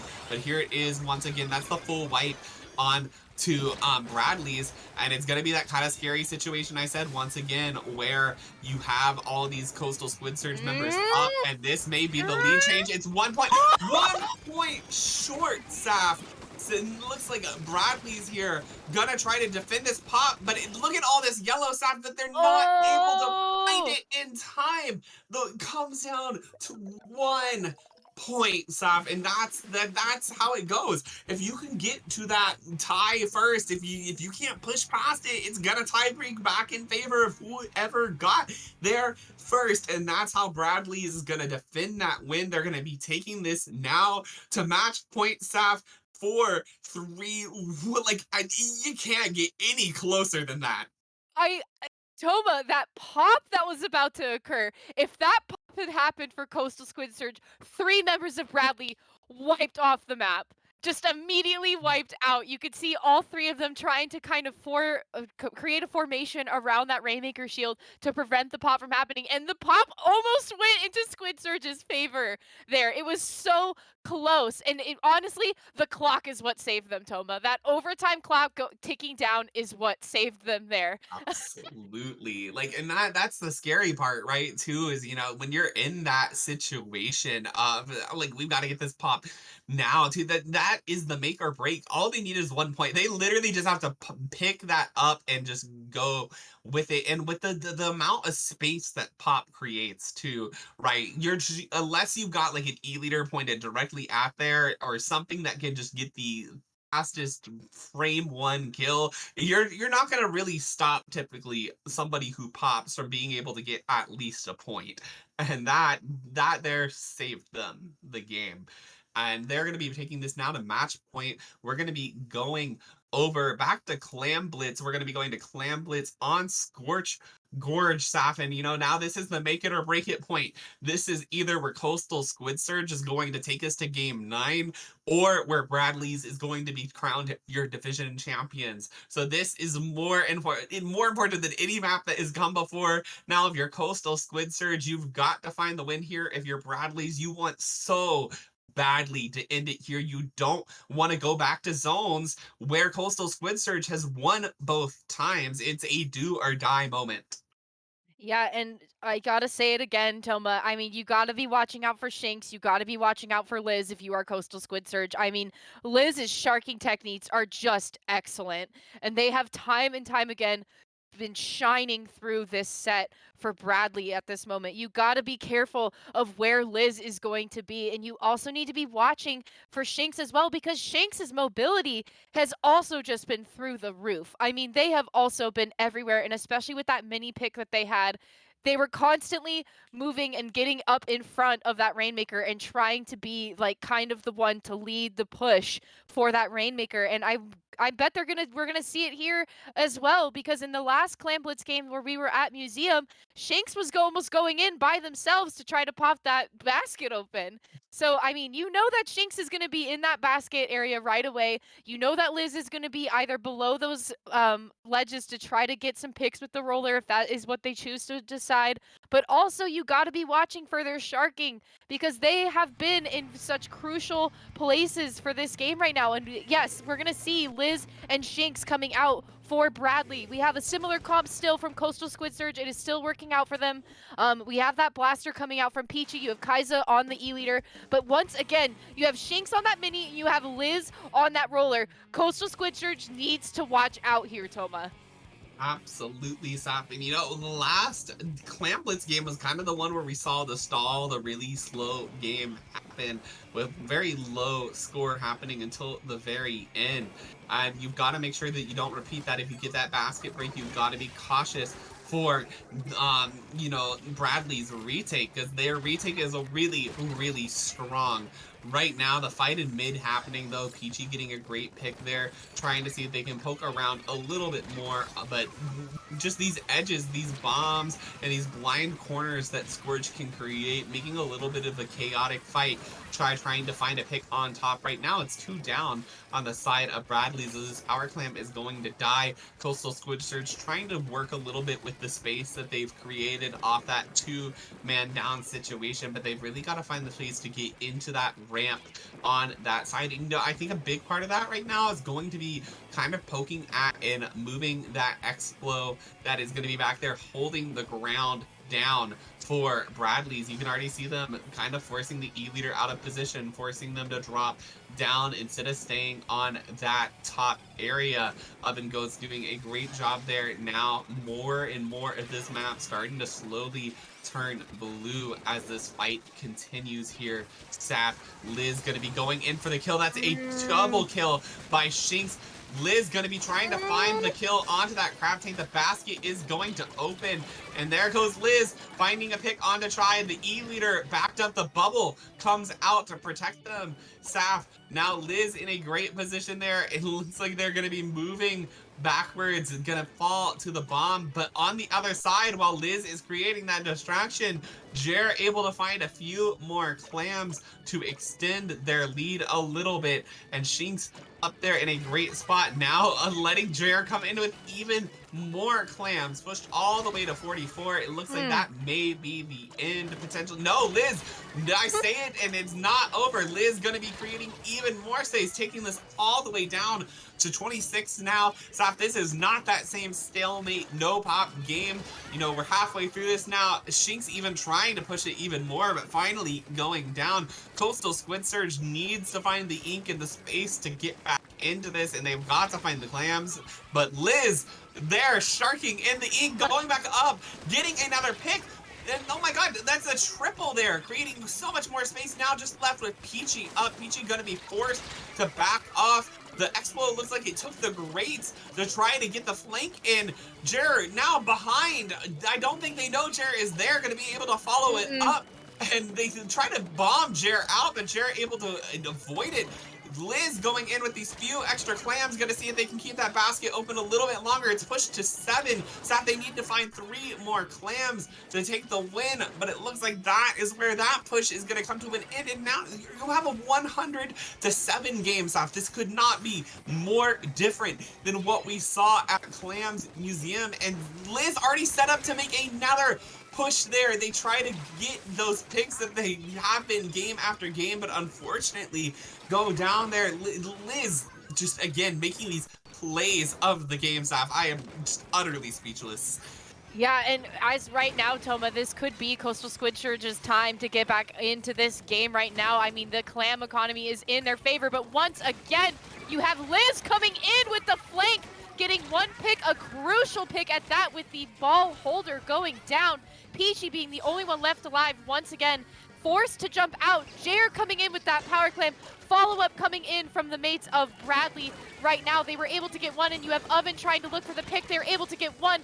Chip damage on another. Able to get 2, but the wipeout happens on Bradley. They were only able to get 1 more point down on that board. 45 seconds left to go, with Coastal Squid Surge needing to get some points onto this board right now. Toma needing to break this basket, but once again, you have Liz coming in with the flank, getting an amazing double pick, taking the distraction away. Shinx able to go in and break that basket. Toma, I feel like we were watching an idea of X Chai versus Liz and Shinx for these aggressive weapons being played out in this mid area, but once again, Bradley able to find success in breaking into that basket area time and time again. Bradley is the Division 5 champions here for the CCA this time. Saf, that was the Liz show going on there. That all eyes on Liz. That entire match, just time after time after time, breaking in. Even, you know, you saw the Stamp getting some picks, and then Liz just following up excellently with there. And you see it just, they don't know that Liz is coming from behind. Every single time Liz going into that drop, Shinx finding the way forward off of Liz's picks, able to get the KO there.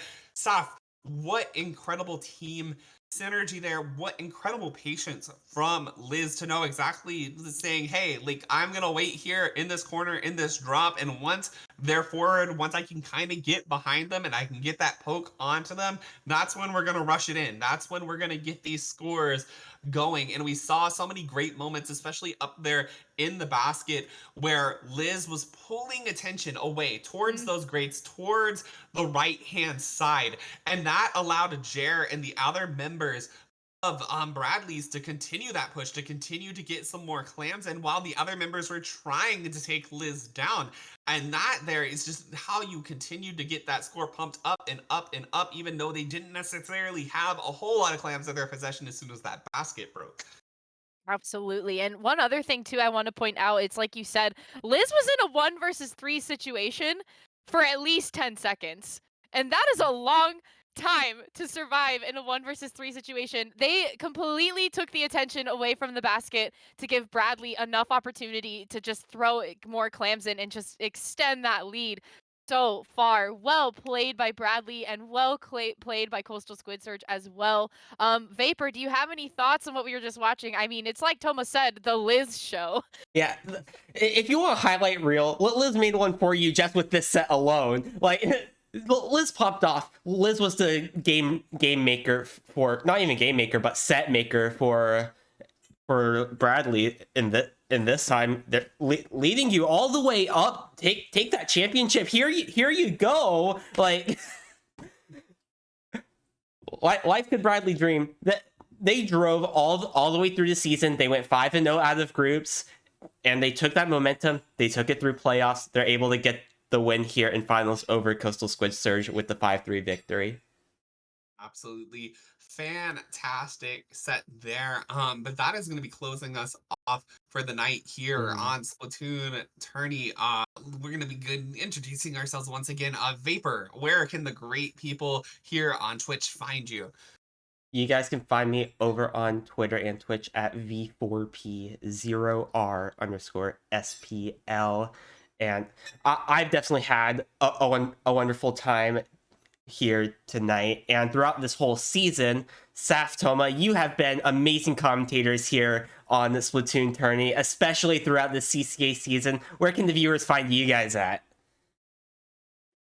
You can find me on Twitter. That's at Safirea. That's 2 P's, 2 A's, at Safirea on Twitter. Or in just a few weeks, you can find me at Low Tide City hanging out with Toma. But Toma, where can the good people find you around these internet parts? Absolutely. You can find me at Twitter at Crest of Gautier, or on here at twitch.tv at twitch.tv/TToma_.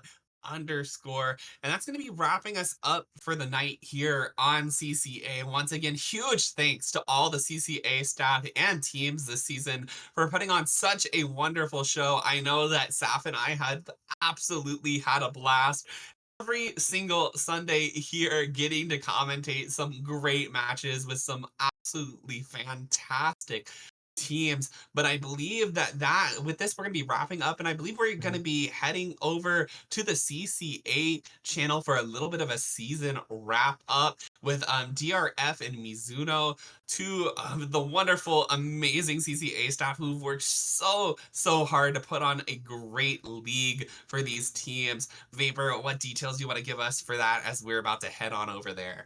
Hey, I know it's been a long season. We have to give props and credit to all the staff members in CCA that has helped us throughout this whole entire season. I don't know much what's going on over there, so you're going to have to stick by and see what's going on. Awesome. Thank you, everybody, tonight for tuning into Splatoon Tourney, and stick around for this raid as we head on over to the CCA main channel.